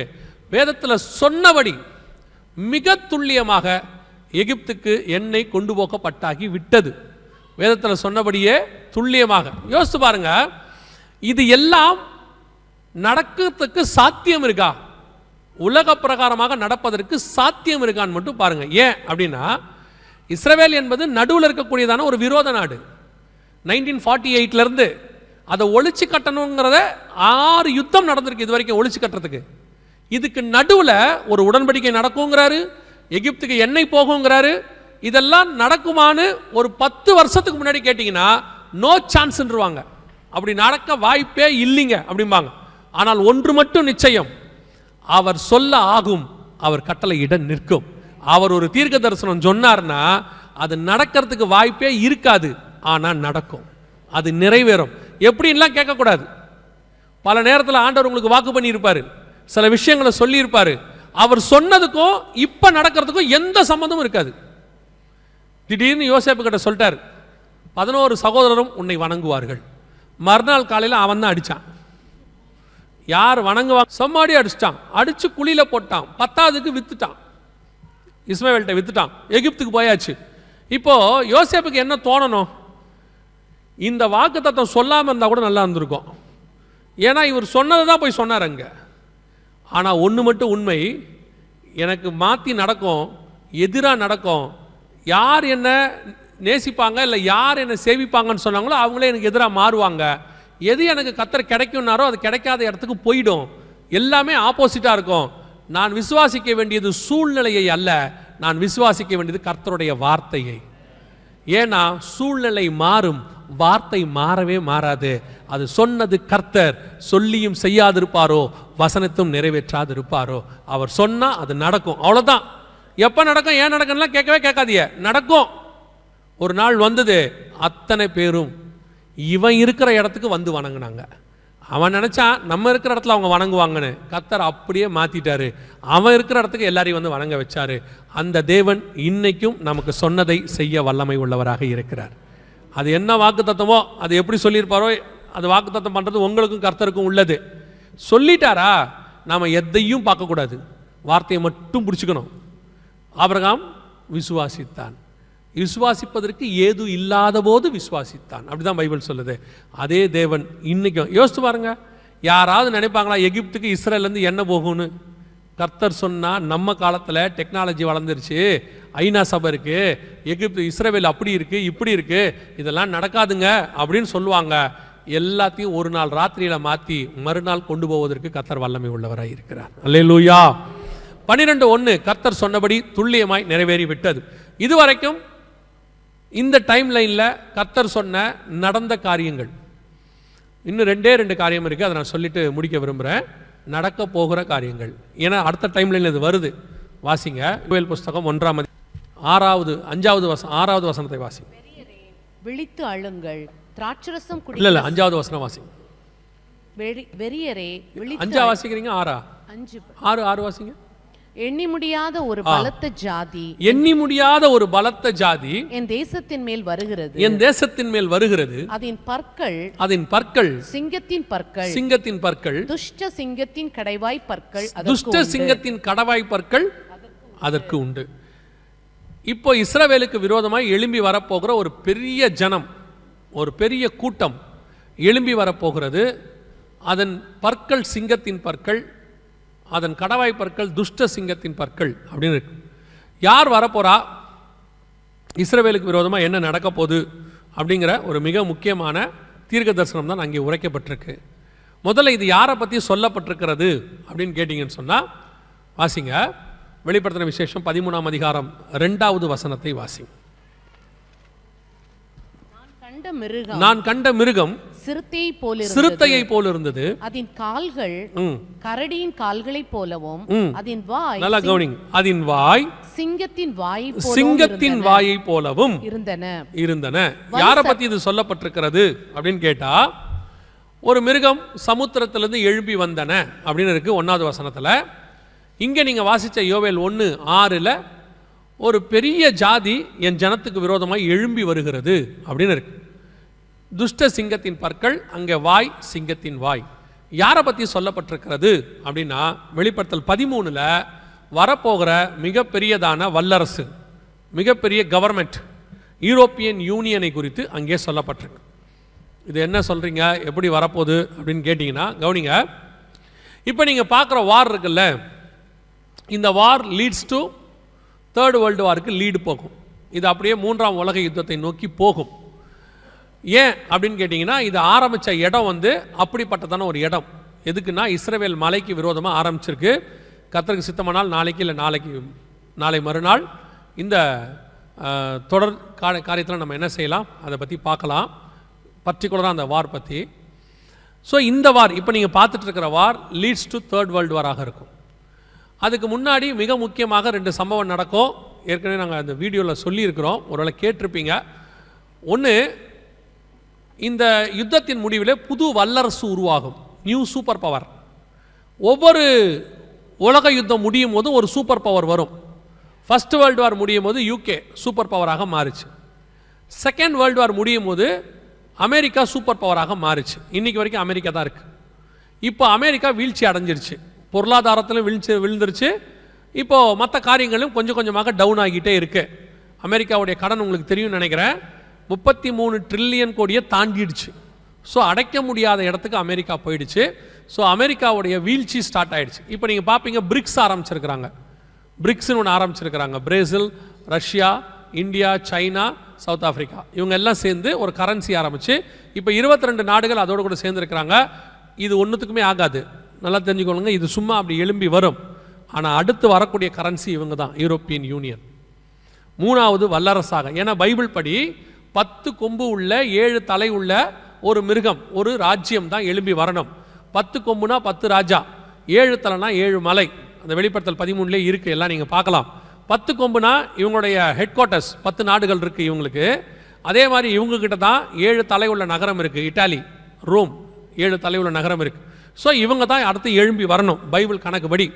இவங்களுடைய கரன்சி அது டிஜிட்டலாகவும் இருக்கலாம், டிஜிட்டல் கரன்சியாக மாறி யூரோ என்று சொல்லக்கூடிய இவங்க தான். உங்களுக்கு தெரியும் நினைக்கிறேன், இந்த ரஷ்யா உக்ரைன் பிரச்சனைக்கு இவங்க தான் காரணம். மிக முக்கியமான உக்ரைனை நேட்டோக்குள்ளே கொண்டு வந்து உக்ரைனை யூரோப்பியன் யூனியனுக்குள்ளே கொண்டு வரணும்னு இவங்க பண்ணதோடைய விளைவு தான் ரஷ்யா வாரே ஆரம்பிச்சிச்சு. ஸோ இப்போது இவங்க தான் அதுக்கு மிக முக்கியமான காரணமாக இருக்கிறாங்க. இந்த 3rd வேர்ல்டு வார் முடியும் போது இவங்க சூப்பர் பவராக மாறுவாங்க. இவங்க தான் இந்த கவர்மெண்ட்டில் தான், வரப்போகிற யூரோப்பியன் யூனியனில் தான் கடைசியாக வரக்கூடிய ஒரு கிங். அவன்தான் பைபிள் சொல்லக்கூடிய ஆன்டி கிரைஸ்டாக இருப்பான். அதாவது இஸ்ரவேல் ஜனங்களுக்கு எதிராக எழும்பி தேவாலயத்தை தீட்டுப்படுத்தக்கூடியவனாக இருப்பான். இதுதான் யோவேல் 1:6 இருக்கு. வேதம் சொல்லுது, எண்ணி முடியாத ஒரு பலத்த ஜாதி. ஏன்னு கேட்டால் இப்போவே இவங்ககிட்ட 29 நாடு இருக்கு யூரோப்பியன் யூனியனுக்குள்ள, 28 + உக்ரைன் 29. இன்னும் சில நாடுகள் அப்ளை பண்ணியிருக்கிறாங்க. ஸோ இவங்க சேரும்போது ஒரு பெரிய கூட்டம், பலத்த ஜாதி, எல்லாரும் ஒன்றா சேருவாங்க. இதுலேயே பாருங்கள், பிரான்ஸ் இருக்குது. பிரான்ஸ் ஒரு மிகப்பெரியதான இராணுவ காரியங்கள். அதே மாதிரி இட்டாலி இருக்குது. அதே மாதிரி இவங்ககிட்ட வந்துட்டு யூரோப்பியன் யூனியனுக்குள்ள மற்ற நாடுகளும் கலந்துருக்கு. எல்லாம் 29 நாடு இருக்குது. ஸோ இவங்க எல்லாமே சேர்ந்து ஒரு மிகப்பெரிய ஜாதியாக எழும்பும் போது கடைசியாக இதை கண்ட்ரோல் பண்ணக்கூடிய ஒரு ஆள் தான் ஆன்டி கிரைஸ்ட், சூப்பர் பவர். அந்த ஆன்டி கிரைஸ்ட் இஸ்ரவேலுக்கு விரோதமாக எழும்பி வருவான். அந்த கிங்டம் இது நாங்கள் ஒரு ப்ரூஃபோட தனி மெசேஜாகவே இது இருக்குது. ஒரு வேளை பார்க்க விரும்புனா நீங்கள் போய் பார்த்துக்கோங்க, ஆன்லைனில் இருக்குது. ஸோ இதுதான் யூரோப்பியன் யூனியன். அடுத்து வரக்கூடிய யோவேல் 1:6, எண்ணி முடியாத பலத்த ஜாதி எழும்பி வரும் என்று வேதம் சொல்லுது. ஸோ இப்போது இந்த ஒரு கவர்மெண்ட் தான் அடுத்து எழும்பி வர வேண்டியதான ஒரு கவர்மெண்ட். இப்போ இவங்க வந்துட்டு இந்த இஸ்ரேல் ஹமாஸ், அந்த இஸ்ரேல் ரஷ்யா பிரச்சனையில் இப்போ இவங்க நுழைஞ்சிருக்காங்க. இப்போ தான் உள்ளே வந்திருக்கிறாங்க. யூரோப்பியன் யூனியனுக்குள்ளே பெரிய ப்ராப்ளம்ஸ் வர ஆரம்பிச்சிருக்குது. இவங்களுக்குள்ளேயே இப்போது யாருக்கு ஹெல்ப் பண்ணணும், யாருக்கு ஹெல்ப் பண்ணக்கூடாது அப்படிங்கிறதெல்லாம் வர ஆரம்பிச்சிருக்கு. ஸோ அடுத்த சூப்பர் பவராக இவர்கள் தான் உருவாகி வரணும். வேதத்தின்படி, கணக்கின்படி அடுத்த 10 நாடுகள் கூட்டமைப்பு இதுதான் எழும்பி வரணும். இப்போ அந்த ஜாதி, அதாவது அந்த நாடு ரெடியாக இருக்கிறது, எழும்பி வருவதற்கு ரெடியாக இருக்குது. இவங்க இன்றைக்கி நேரத்தில் ஏறக்குறைய ஒரு 50 வருஷமாக இதுக்கான ஆயத்தத்திலிருந்து 2001 இப்போ ரெடியாகி அடுத்த சூப்பர் பவராக உருவாவதற்கு இவங்க ரெடியாக இருக்கிறாங்க. இந்த காலகட்டத்தில் மிக முக்கியமான ஒரு சம்பவம் நடக்கும் என்று ஆண்டவர் சொல்கிறார். வாசிங்க, நம்ம அதை வாசிட்டு முடிக்கலாம். வாசிங்க, யோவேல் தீர்க்கதரிசன புஸ்தகம் 1ஆம் அதிகாரம் 15வது வசனத்தை வாசிங்க. அந்த நாளின் நிமித்தம் ஐயோ, அந்த நாளின் நிமித்தம் ஐயோ, கர்த்தருடைய நாள் சமீபமாய் இருக்கிறது, சமீபமாய் இருக்கிறது. அது சங்காரம் போல சர்வ வல்லவரிடத்திலிருந்து வருகிறது. கர்த்தருடைய நாள் சமீபமாய் இருக்கிறது. இது நடந்து கொண்டிருக்கும் போது ஓசியா புஸ்தகத்தில் சொல்லாத ஒரு வார்த்தை, கர்த்தருடைய நாள் சமீபமாய் இருக்கிறது என்று ஓசியா புஸ்தகத்தில் சொல்லாத ஒரு வார்த்தை யோவேல் ஆரம்பிக்குது. 1:15 யோவேல். 2வது வாசிங்க, யோவேல் தீர்க்கதரிசன புஸ்தகம் 2ஆம் அதிகாரம் 1வது வசனத்தை வாசிங்க. சீயோனிலே எக்காளம் ஊதுங்கள், சீயோனிலே எக்காளம் ஊதுங்கள், என் பரிசுத்த பர்வதத்திலே எச்சரிப்பின் சத்தமிடுங்கள், தேசத்தின் குடிகள் எல்லாம் தத்தளிக்க கடவர்கள். ஏனெனில் கர்த்தருடைய நாள் வருகிறது, கர்த்தருடைய நாள் வருகிறது, அது சமீபமாய் இருக்கிறது. 2வது. 3வது வாசிங்க, 2ஆம் அதிகாரம் யோவேல் புஸ்தகம் அவைகளுக்கு 11வது வசனம் வாசிங்க. அவைகளுக்கு முன்னாக 11வது வசனம். கர்த்தர் தமது சேனைக்கு முன் சத்தமிடுவார். அவருடைய பாளையம் மகா பெரிது, அவருடைய வார்த்தையின்படி செய்கிறதற்கு வல்லமை உள்ளது. கர்த்தருடைய நாள் பெரிதும் மகா பயங்கரமாயிருக்கும், அதை சகிக்கிறவன் யார்? அந்த 2 அதிகாரத்துல 3 தடவை கர்த்தருடைய நாள் சமீபமாக இருக்கிறது, கர்த்தருடைய நாள் சமீபமாக இருக்கிறது, கர்த்தருடைய நாள் சமீபமாக இருக்குதுன்னு சொல்லிக்கிட்டே இருக்கிறார். இதுக்கு முன்னாடி இவ்வளோ விஷயத்தை சொல்லிட்டு வந்த ஆண்டவர் ஓசியா புஸ்தகத்தில் கர்த்தருடைய நாள் வருது அப்படின்னு சொல்லலை. இந்த சம்பவங்கள் எல்லாம் சொல்லிட்டு வரும்போது யோவேலில் ஆரம்பிக்கிறாரு. ஆரம்பிக்கும் போதே எப்படி ஆரம்பிக்கிறாரு? கர்த்தருடைய நாள் சமீபமாக இருக்கிறது. சரி, இந்த கர்த்தருடைய நாள் அப்படிங்கிறது என்ன? கர்த்தருடைய நாள் அப்படிங்கிறத நம்ம எதை சொல்கிறோம்? பொதுவாக நிறைய பேர் கர்த்தருடைய நாளுங்கிறத ரகசிய வருகை, சபை எடுத்துக்கொள்ளப்படுதல் அப்படின்னு சொல்லுவாங்க. வாசிங்க 2 பேதுருவின் புஸ்தகம் 3ஆம் அதிகாரம், 2 பேதுருவின் புஸ்தகம் 3ஆம் அதிகாரம் 10வது வசனம் வாசிங்க. கர்த்தருடைய நாள் இரவிலே திருடன் வருகிற விதமாய் வரும். இரவிலே திருடன் வருகிற விதமாய் வரும். அப்பொழுது வானங்கள் மடமட என்று அகன்று போம். பூதங்கள் வெந்து உருகி போம். பூமியும் அதில் உள்ள கிரியைகளும் எரிந்து அழிந்து போம். அப்ப அந்த கர்த்தருடைய நாள் என்பது இதை வாசிக்கும் போது இரவிலே திருடன் வருகிற விதமாய் வரும் அப்படின்ற உடனே நம்ம எல்லாரும் என்ன டிசைட் பண்றோம்னா, இது ரகசிய வருகை, சபை எடுத்துக்கொள்ளப்படுறதை பற்றி அங்கே சொல்லப்பட்டிருக்கிறது அப்படின்னு சொல்லி நம்ம நினச்சிக்கிறோம். ஆனால் இரவிலே திருடன் வருகிற விதமாய் வரும் அப்படின்னு ஆண்டவர் ரகசிய வருகையை பற்றி சொல்லலை. வாசிங்க வெளிப்படுத்தின விசேஷம் 16ஆம் அதிகாரம், வெளிப்படுத்தின விசேஷம் 16ஆம் அதிகாரம் 15வது வசனத்தை வாசிங்க. இதோ திருடனைப் போல் வருகிறேன், தன் மானம் காணப்படத்தக்கதாக நிர்வாணமாய் நடவாதபடிக்கு விழித்துக் கொண்டு தன் வஸ்திரங்களை காத்துக் கொள்ளுகிறவன் பாக்கியவான். இது எப்ப நடக்கிற சம்பவம்? வெளிப்படுத்தல் 16, 15 எப்ப நடக்கிற சம்பவம்னா அடுத்த வசனம் வாசிங்க. அப்பொழுது எபிரேய பாஷையிலே அர்மெகதோன் எனப்பட்ட இடத்தில் அவர்களை கூட்டி சேர்த்தார். இது அர்மெகதான் யுத்தத்துக்கு முன்னாடி இயேசு வருகிறத பத்தி சொல்லப்பட்டிருக்கு. அர்மெகதான் யுத்தத்தில் இயேசு வருகிறதுக்கு முன்னாடி நடக்கிற சம்பவம் தான் கர்த்தருடைய நாள் அப்படின்னு இருக்கு. அப்பதான் வானங்கள் மடமடவென்று அகன்று போம், பூதங்கள் வெந்து உருகி போம். ஏன்னா அந்த யுத்தத்தின் முடிவில் பூமி அக்கினிக்கு இரையாக்கப்பட்டு இயேசு கிறிஸ்துவின் 1000 வருஷ அரசாட்சி நடக்கும். அதாவது நோவா ஜலப்பிரளயத்துக்கு பிறகு இதே பூமியில் பலுகி பெருகின மாதிரி பூமியானது எரிக்கப்பட்டு மீண்டும் இதே பூமியில் இயேசு கிறிஸ்துவின் அரசாட்சி நடக்கும். அப்போ இது எல்லாமே எதை பற்றி சொல்லப்பட்டிருக்குன்னா பகிரங்க வருகையை பற்றி மட்டும்தான் சொல்லப்பட்டிருக்கிறேன். வசனத்தின்படி நான் உங்களுக்கு சொல்லிட்டு இருக்கிறேன்.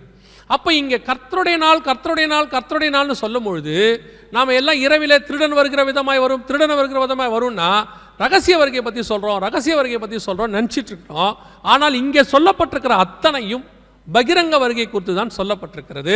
ஏன்னா கர்த்தருடைய நாள் என்பது வெளிப்படுத்தல் 16, 15 தான் இருக்கு. 16 அர்மெகதான் யுத்தம். பேதுரு புஸ்தகத்தில் அன்னைக்கு தான் வானங்கள் மடமட அகன்று போகும்னு இருக்கு, எரிந்து போகும்னு இருக்கு.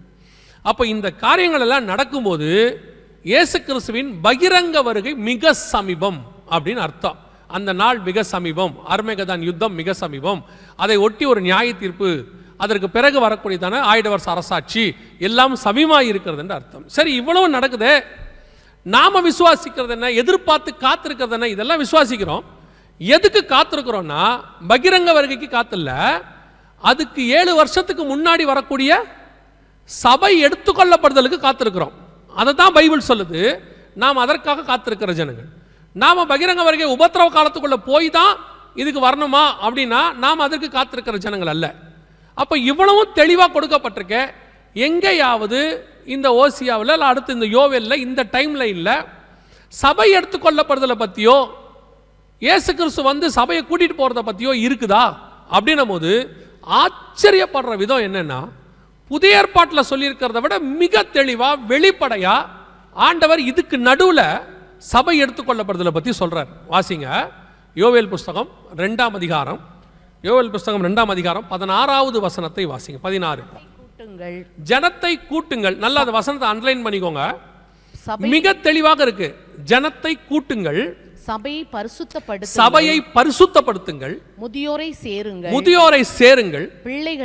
பிள்ளைகளையும் பாலுண்கிற குழந்தைகளையும் கூட்டுங்கள். பாலுண்ணுகிற குழந்தைகளையும் கூட்டுங்கள். மணவாளன் தன் அறையையும் மணவாட்டி தன் மறைவையும் விட்டு புறப்படுவார்களாக. நல்லா கவனிச்சீங்கன்னா, இதுக்கு முன்னாடியிலிருந்து தானியேல் புஸ்தகத்திலிருந்து மணவாளன் மணவாட்டிங்கிற கான்செப்டே வராது, இங்குமே வராது.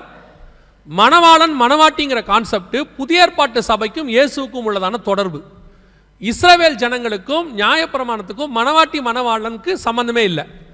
மணவாளன் மணவாட்டினாலே அது நியூ டெஸ்ட்மென்ட். கொரிந்தியருக்கு எழுதும் போது 2 கொரிந்தியர்ல பவுல் தெளிவாக எழுதுறார் 11வது வசனத்துல, உங்களை ஒரே புருஷனுக்கு கற்புள்ள கன்னிகையாக ஒப்படைக்கும்படி. மணவாளன் மணவாட்டியை பற்றி புதிய ஏற்பாட்டில் சொல்லும்போது ஆவியும் மணவாட்டியும் வா என்பார்களாக. மணவாட்டி புதிய அரசியலை பற்றி சொல்லும்பொழுது தன் மணவாளனுக்காக ஆயத்தம் பண்ணப்பட்ட மணவாட்டியை போல. மணவாளன் மணவாட்டி கான்செப்ட் நியூ டெஸ்ட்மென்ட்டுக்குரியது. ஆனால் யோவேல் 1லேருந்து வாசிக்கிட்டே வாங்க, மணவாளன் மணவாட்டிக்கான எந்த ஒரு விஷயமும் இருக்காது. அது வேற ஒரு விஷயத்தை பேசிக்கிட்டே இருக்கும். திடீர்னு நடுவில் 16வது வசனம் மட்டும் அப்படி இருக்கும். மணவாளன் தன் அறையையும் மணவாட்டி தன் மறைவையும் விட்டு புறப்படுவார்களாக. அடுத்து திருப்பி இது 3 முடிஞ்சு இப்படி வந்துருச்சா, அடுத்த அந்த வசனத்தை வாசித்துருங்க. யோவேல் 3:14 வாசிங்க. யோவேல் 3:14.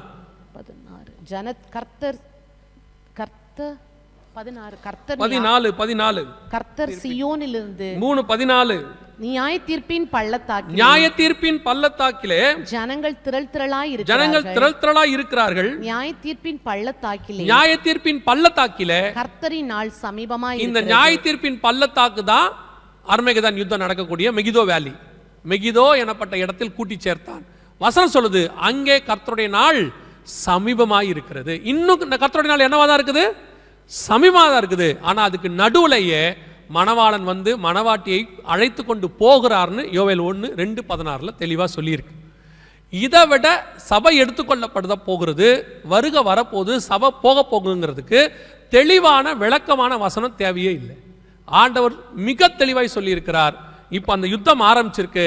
இந்த யுத்தத்தின் முடிவில் தான் இந்த ஒரு பலத்த ஜாதி யூரோப்பியன் யூனியன் எழும்படும். அதுக்கு நடுவில் கர்த்தருடைய நாள் சமீபம். அதுக்கு நடுவில் மணவாளன் தன் மணவாட்டியை வந்து கூட்டிட்டு போவார்னு வசனம் சொல்லுது. இப்போ நாம் அந்த மிக முக்கியமான காலகட்டத்துக்கு வந்துட்டோம். நம்ம கண்ணுக்கு முன்னாடி இஸ்ரவேலர்கள் திரும்பி வந்துட்டாங்க. எகிப்துக்கு எண்ணெய் கொண்டு போகப்படுகிறது.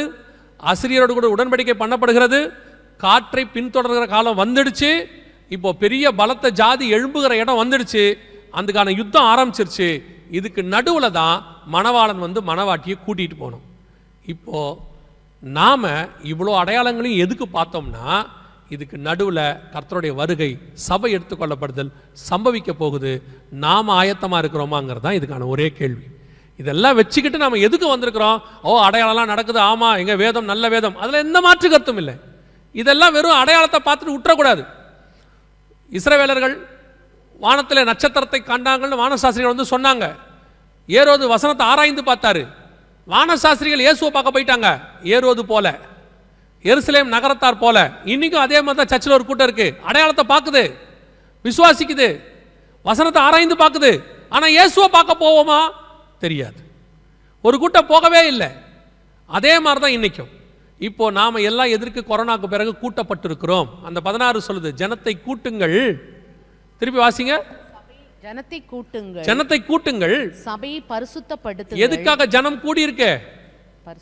ஜனத்தை எதுக்கு கூட்டி இருக்கிறோம்? சர்ச்சை எதுக்கு கூடி இருக்கு? சபையை பரிசுத்தப்படுத்துவதற்கு. சபை வேற எதற்காகவும் கூடி வருகிற இடம் கிடையாது. ஏன்னா பரிசுத்தம் இல்லாமல் ஒருவனும் தேவனை தரிசிப்பது இல்லையே. இயேசு தெளிவா சொல்லி இருக்கிறாரு, பரிசுத்தம் உள்ளவன் இன்னும் பரிசுத்தமாகட்டும். மனுஷகுமாரன் பரிசுத்தம் உள்ளவர், அவரை பார்க்கிற மணவாட்டியும் பரிசுத்தமாய் இருக்க வேண்டும். ராஜாவை பார்க்க போகிற எஸ்தர் 12 மாசமும் சுத்திகரிக்கப்பட்டாள் என்று வேதம் சொல்லுது. அதே மாதிரி சபை 12 மாசமும் சுத்திகரிக்கப்பட வேண்டும். அந்த ராஜாவுக்கு ஏற்ற சபையாய் மாறணும். இந்த டெக்னாலஜி இப்போ நீங்க பார்த்தீங்க, டெக்னாலஜி பத்தி இருக்கு, வார் பத்தி இருக்கு, இன்னைக்கு நடக்கக்கூடியதான ஹிஸ்டாரிக்கல் ஈவெண்ட்ஸ் பத்தி இருக்கு. இவ்வளவும் இந்த காலத்தில் நடக்குது. நாம சொல்லக்கூடிய அறிவியல் வளர்ச்சி, சேட்டிலைட், நீங்க சொல்லக்கூடியதான எல்லா காலத்துல தான் இந்த வேத வசனமும் நிறைவேறிக்கிட்டு இருக்கு. இந்த டெக்னாலஜியை வச்சுக்கிட்டு சேட்டிலைட்டை வச்சுக்கிட்டு சிலருக்கெல்லாம் உடனே இதெல்லாம் பயங்கரமாக சயின்ஸ் வளர்ந்த காலங்க, இந்த காலத்தில் போய் பைபிளை பேசிக்கிட்டு இந்த காலத்தில் போய் அது நடக்குது இது நடக்குதுன்னு சொல்லிக்கிட்டு அவங்க அதெல்லாம் இல்லை. அறிவு பெருக்கம், நோய் பெருக்கம். சரீர நோய் மட்டும் கிடையாது, ஆத்ம நோய். இந்த டெக்னாலஜியெல்லாம் வச்சுக்கிட்டு வசனம் நடக்காதுன்னு நினைக்காதீங்க. ஒன்று தெரிஞ்சுக்கோங்க, இவ்வளவும் வசனத்தை நிறைவேற்றுவதற்காகத்தான் வந்திருக்கிறது. ஆண்டவர் சொன்ன வசனத்தை நிறைவேற்றுது. இதுக்கு நடுவில் கர்த்தருடைய வருகையும் சம்பவிக்க போகுது. இந்த சம்பவிக்கிற வருகையில் நான் பிரவேசிக்கணும்னா என்ன பண்ணணும் அப்படின்னு கேட்டால், பேசிக்காக அந்த வசனம் சொல்லுது, ஜனத்தை கூட்டுங்கள், சபையை பரிசுத்தப்படுத்துங்கள். சபை பரிசுத்தத்துக்காக கூடி வருகிற இடம். இன்னைக்கு சபையை மாற்றிட்டோம். சபை ஆசீர்வாதத்துக்கு கூடுகிற இடம். சர்ச் வந்து பிளஸிங் சென்டர், சபை ஒரு டெலிவரன்ஸ் சென்டர், சபை ஹீலிங் சென்டர். இன்னைக்கு சபை அப்படி தான் இருக்குது. சர்ச்சஸை எடுத்துக்கிட்டால் ஒரு ஹீலிங் சென்டராக இருக்குது, இல்லை டெலிவரன்ஸ் சென்டராக இருக்குது, இல்லைனா பிளஸிங் சென்டராக இருக்குது, இல்லைனா ஒர்ஷிப் சென்டராக இருக்குது. இது அப்போ சர்ச்சில் இதெல்லாம் கிடையாதான்? சர்ச் என்ன தெரியுமா? Transformation centre. சபை மறுரூபமாகிற இடம். இந்த மறுரூபம் ஆகும்போது டெலிவரன்ஸ் தானாக நடக்கும், ஹீலிங் தானாக நடக்கும், பிளஸிங் தானாக வரும். நீங்கள் அதெல்லாம் தேடி தனியாக பிரசங்கம் பண்ணி போக வேண்டிய அவசியமே இல்லை. உண்மையை பற்றி சபையில் பேசுங்க. உண்மை உள்ள மனுஷன் பரிபூர்ண ஆசீர்வாதங்களை பெறுவான். அவ்வளோதான். விசுவாசத்தை பற்றி பேசுங்க. மனுஷகுமாரனை விசுவாசித்தால் விடுதலை தானாய் வரும். பரிசுத்த ஆவியை பற்றி பேசுங்க, பரிசுத்தம் தானாய் வரும். அவரையே தந்தவர் மற்ற எல்லாவற்றையும் அருளாதிருப்பது எப்படி? இந்த கடைசி காலத்தில் பிசாசு ஒரு நூதனமான உபதேசத்தை சபைக்குள்ளே கொண்டு வந்து சபையை உலகத்துக்கு நேராக திருப்பிக்கிட்டு இருக்கிறான். சபையை பிளஸிங் சென்டராக மாற்றிக்கிட்டு இருக்கிறான். அதுதான் உங்களுக்கும் நல்லா தெரியுது.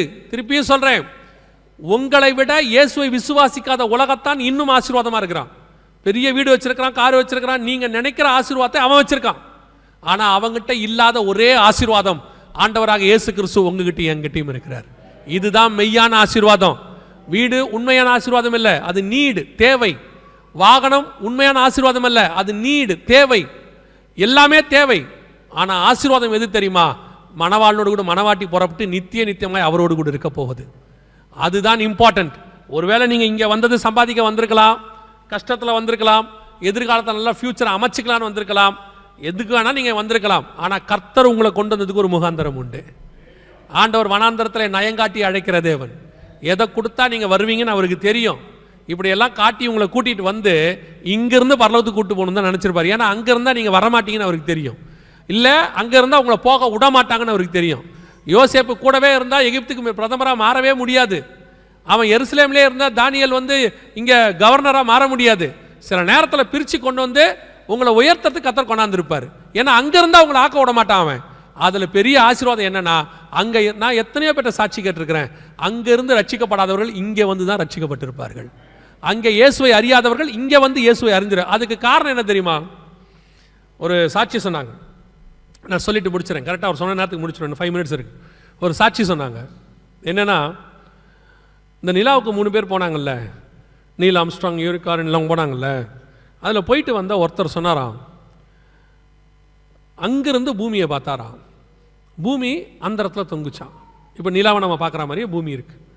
பார்த்த உடனே அவருக்கு ஒன்று தோணுச்சான், இந்த தொங்குற பூமியில் தானே நான் வாழ்ந்துட்டு இருக்கிறேன் இத்தனை வருஷம், அந்த இடத்துல தொங்குதே. அவர் அங்கே தான் ரட்சிக்கப்பட்டார். அந்த இடத்துல தான் அவருக்கு ஆண்டவரை பற்றின அறிவு வந்துச்சு. அவர் கீழே வந்து ஆண்டவரை ஏற்றுக்கொண்டு, அதாவது பூமிக்கு வந்துட்டு ஆண்டவரை ஏற்றுக்கொண்டு சொன்னார், ஆண்டவர் என்னை ரட்சிப்பதற்காகவே அங்கே கூட்டிகிட்டு போகிறாரு. அவர் ரட்சிப்பு எவ்வளோ காஸ்ட்லி பாருங்க. நம்ம ஒரு சிலர்லாம் ஒரு ட்ராக்லேயே ரட்சிக்கப்பட்டுருவோம். 10 பைசா ட்ராக்ஸ்லேயே என்ன செஞ்சுருவோம், ரட்சிக்கப்பட்டுருவோம். ஒரு சிலர் அது கூட இல்லை, யாராவது சொன்ன சுவிசேஷம் சொன்னவனே ரட்சிக்கப்பட்டுருவாங்க. சிலர்லாம் காற்றுல கேட்கறதுலே ரட்சிக்கப்பட்டுருவாங்க. இவரை அங்கே கூட்டிகிட்டு போனால் தான் அவர் ரட்சிக்கப்படுவார். இங்கே இருக்கிற வரைக்கும் அவர் ரட்சிக்கப்பட மாட்டார்னு ஆண்டவருக்கு தெரியும். ஆண்டவருக்கு அது எவ்வளோ பேரை எவ்வளோ செலவு பண்ணுறோன்னு முக்கியம் இல்லை, அந்த ஆத்மா அதை விட அவருக்கு முக்கியம். நீங்கள் அந்த மாதிரி தான். அதுதான் சொல்ல வந்தேன். உங்களை அங்கே இருந்தால் ரட்சிக்க முடியாதுன்னு ஆண்டவருக்கு தெரியும். பல நேரத்தில் சொந்தக்காரன் நம்மளை ரட்சிக்கப்படவே விட மாட்டான். என்ன நம்ம சாதி சாணத்தை விட்டு போகிற, நீ நம்ம பழக்க வளத்தை விட்டு போகிற, இப்படியே தனியாக பிரித்து கொண்டாந்து வனாந்தரத்தில் உட்கார வச்சா தான் தேவனை பற்றின அறிவு நமக்கு வரும்னு ஆண்டவருக்கு தெரியும். உங்களை கர்த்தர் இங்கே கூட்டிகிட்டு வந்ததற்கும் ஒரு முகாந்தரம் உண்டு. உங்களை இங்கே இருந்து ஆசீர்வதித்து உங்களை ஊரில் நாகர்கோயிலையோ திருநெல்வேலியிலையோ சென்னையிலையோ வேலூர்லையோ வீடு வாங்க கூட்டிகிட்டு வரல. அதுக்கு கர்த்தர் நினச்சிருந்தா அங்கே வச்சு அதை கொடுத்துருப்பாரு. அவருக்கு அதுதான் கொடுக்கணுன்னா அதை வச்சு அங்கே கொடுக்கறது ரொம்ப ஈஸி அவருக்கு. ஏன் தமிழ்நாட்டில் இருக்கிறவங்க வீடே வாங்கலையா? எல்லாருமே ஓமானில் வந்தால் வாங்கிட்டு இருக்காங்களா? உங்களை விட பெரிய வீடு தான் கட்டியிருக்காங்களா? அங்கே இருக்கிறவங்களே கட்டுறாங்கல்ல. தேவன் நினச்சிருந்தா உங்களுக்கு அங்கே வச்சு ஆசீர்வச்சிருப்பாரு. ஆனால் அங்கே வச்சு உங்களுக்கு வீடு கொடுக்க அவரால் முடியும். ஆனால் உங்கள் ஆத்மாவை ரட்சிக்கிறதுக்கு நீங்கள் இங்கே வந்தால் தான் முடியும். அநேகரை கர்த்தர் அப்படித்தான் கூட்டு வந்திருக்கிறாரு. இப்போ புரிஞ்சுக்கோங்க, நான் இங்கே வந்து பணக்காரனாக வரவில்லை. குடும்பத்தை காப்பாற்றி தங்கச்சியெல்லாம் கல்யாணம் பண்ணதுக்கு அதெல்லாம் செய்வார் தனியாக. சிலர்லாம் பொறுப்பை தலை மேலே வச்சுக்கிட்டு அவங்க தான் இந்தியாவே காப்பாற்றுற மாதிரி ஃபீலில் இருப்பாங்க. சார், நீங்கள் அதுக்காக இங்கே வரல. உங்கள் ஆத்மா பாதாளத்துக்கு போயிடும். அதை தப்பு வைக்கிறதுக்காக கர்த்தர் உங்களை கூட்டு வந்திருக்கிறார். அதை இங்கே வச்சு கர்த்தர் செய்வார். வெகு சீக்கிரத்தில் மனுஷகுமாரன் வரப்போகிறார். மணவாட்டி ஆயத்தப்பட்டு அவரோடு கூட போக வேண்டியது அவசியம். அல்லேலூயா. இனி காலம் செல்லாது.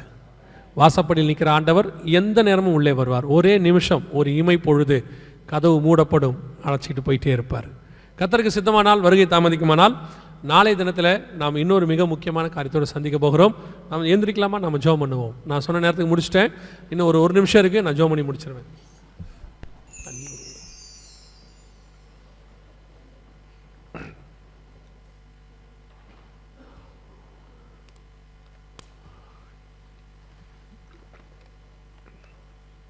எல்லாம் கண்களை மூடுவோம். வேதம் தெளிவாய் சொல்லுகிறது, சபையை பரிசுத்தப்படுத்துங்கள். சபை பரிசுத்தப்படுவதற்கான ஒரு இடம், மணவாளனை சந்திப்பதற்கு ஆயத்தப்படுகிறதுக்கு தான் சர்ச். அதை நீங்கள் செஞ்சீங்கன்னா அவையோடு எல்லாவற்றையும் அவர் கூட கொடுக்க வல்லமை உள்ளவராக இருக்கிறார். கர்த்தர் நம்மளை தரித்திரத்தில் இருக்கணும்னு விரும்பலை, ஆனால் கர்த்தர் நம்ம பரிசுத்தமாக இருக்கணும்னு விரும்புகிறார். கர்த்தர்கிட்ட இல்லாத ஆசீர்வாதமா? அவர் வானத்தின் பலகனியை திறந்தார்னா 5.5 லட்சம் பேர் புருஷர், கிட்டத்தட்ட எத்தனை லட்சம் பேர் வந்தாங்கன்னே தெரில. அத்தனை பேருக்கு 40 வருஷம் வனாந்தரத்தில் சாப்பாடு போட அவர் வல்லமை உள்ளவராக இருக்கிறார். அவர் நினச்சார்னா ஒரு நிமிஷத்தில் வனாந்தரத்தில் 5000 புருஷருக்கு சாப்பாடு போட வல்லமை உள்ளவராக இருக்கிறார். உங்கள் ஒரு குடும்பத்தை காப்பாற்றுறதுக்காக ஓமேனை கூட்டு வந்திருப்பார்? இல்லை. இதுக்கு பின்னாடி கர்த்தருடைய மகா பெரிய திட்டம் இருக்கிறது. கர்த்தர் உங்களை கொண்டு பெரிய காரியம் செய்ய போகிறார். அதில் ஒன்று, நாம் அவரை தரிசிக்க போகிறோம், அவரை பார்க்க போகிறோம், அவரோடு கூட பறந்து போக போகிறோம், நித்தியமாய் அவரோடு கூட வாழப்போகிறோம். காலம் சமீபம் ஆயிடுச்சு. வாசலில் நிற்கிற மணவாளன் எப்போ வேணாலும் உள்ளே வருவார். அவரை சந்திப்பதற்கான ஆயத்தம் உங்களுக்கு இருக்கா? 7 தாதிமார் ஒரு எஸ்தரை ரெடி பண்ணாங்க ஒரு நாள் ராத்திரி ராஜாவை சந்திப்பதற்கு. அதே மாதிரி தான் நம்முடைய ராஜா வரப்போகிறார். ஒரே நிமிஷம், ஒரு இமை பொழுது அவரை சந்திக்க போகிறோம். அதுக்கு ஆண்டவர் 7 சபைக்கான உபதேசங்களை வைத்து உங்களை ஆயத்தப்படுத்தி கொண்டிருக்கிறார். 12 மாதமும் எஸ்தர் ஆயத்தப்படுத்த மாதிரி உங்களை ஆயத்தப்படுத்திட்டு இருக்கிறார். ஒவ்வொரு நாளும் எப்போ வருவார் ராஜான்னு தெரியாது, எஸ்தரை எப்போ கூப்பிடுவாங்கன்னு தெரியாது, கூப்பிட்ட உடனே போகணும்னு எஸ்தர் சொல்லியிருக்கிறா. அதே மாதிரி தான் கர்த்தருடைய சத்தம் கேட்ட உடனே போயிடணும். நீங்கள் யார், என்ன படிப்பு, என்ன சம்பாரிச்சிங்க, என்ன ஸ்டேட்டஸில் இருக்கீங்க, ஊரில் உங்களுடைய மதிப்பு என்ன, உங்கள் முற்பிதாக்கள் எப்படிப்பட்டவங்க, இதெல்லாம் பரலோகத்துக்கு தேவையில்லை. பரலோகத்துக்கு தேவை உங்கள் உள்ளான மனுஷன் யார், உள்ளே எப்படி இருக்கிறோம். திருப்பி ஆண்டவர் மோசே கிட்ட சொல்வார், பலிபிடத்தில் ஏறும்போது உன் நிர்வாணம் காணாதபடி உண்ணான வஸ்திரத்தை தரித்துக்கொள். ஒப்பு கொடுப்போமா தேவ சமூகத்தில்? ஒரே ஒரு நிமிஷம் மட்டும் உங்களை ஆராய்ந்து பாருங்க. இந்த இயேசு இன்னைக்கு வரும்போது அவரை சந்திக்கிற இடத்துல நான் இருக்கிறேனா? அவரை சந்திக்கிற பறந்து போகிற அந்த கூட்டத்தில் நான் இருக்கிறேனா? ஏன்னா உங்களுக்கு தெரியும் நீங்கள் யாருன்னு. உங்களை எல்லாரும் நம்பிடலாம். உங்கள் பாஸ்டர் நம்பலாம், சபை நம்பலாம், கணவன் நம்பலாம், மனைவி நம்பலாம், பெற்றோர் நம்பலாம், உங்களுக்கு வேலை கொடுத்தவங்க நம்பலாம். ஆனால் நீங்கள் யாருன்னு உங்களுக்கு தெரியும். உங்களுக்குள்ள இருக்கிற ஆவியானவருக்கு தெரியும். உங்கள் உள்ளான மனுஷன் யார், உங்கள் சிந்தனை என்ன, எவ்வளோ கரப்டாக இருக்குது, யார் யாருக்கு என்னென்ன தீங்கு செஞ்சிட்ருக்குறோம், என்ன நினைக்கிறோம், யார் மேலே பொறாமப்படுறோம், எங்கே கோவப்படுறோம், எல்லாத்துக்கும் ஆண்டவர் பார்த்துட்ருக்கிறார். அவரை ஏமாற்றவே முடியாது.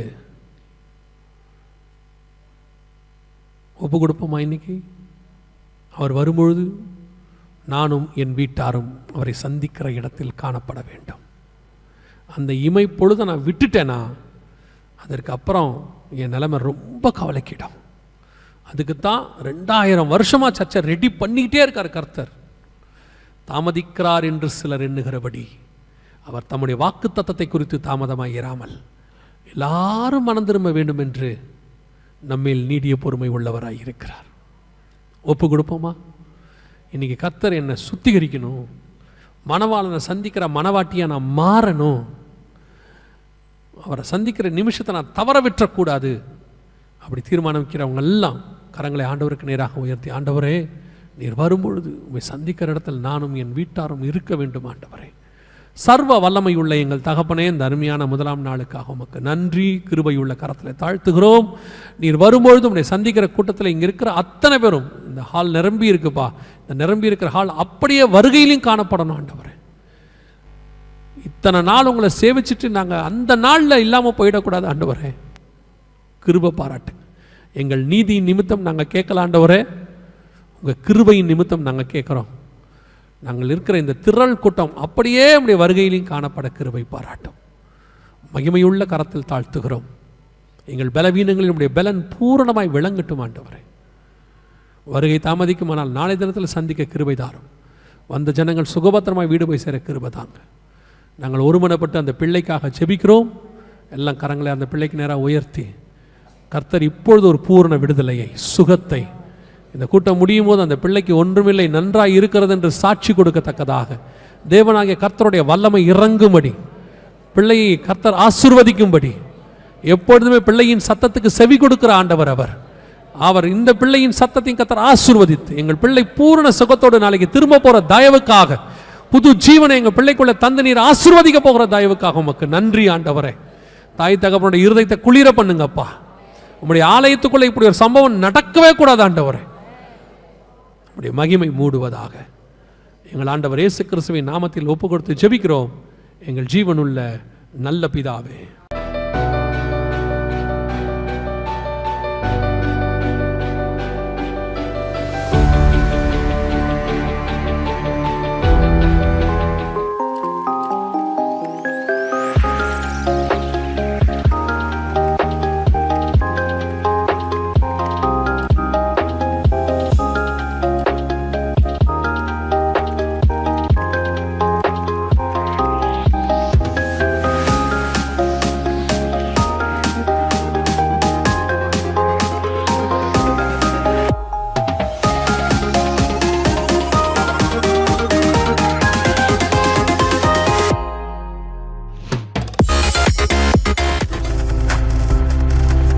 நீங்கள் பார்த்து கொண்டிருப்பது உங்கள் ஜாய் டிவி. உங்கள் துக்கம் சந்தோஷமாய் மாறும்.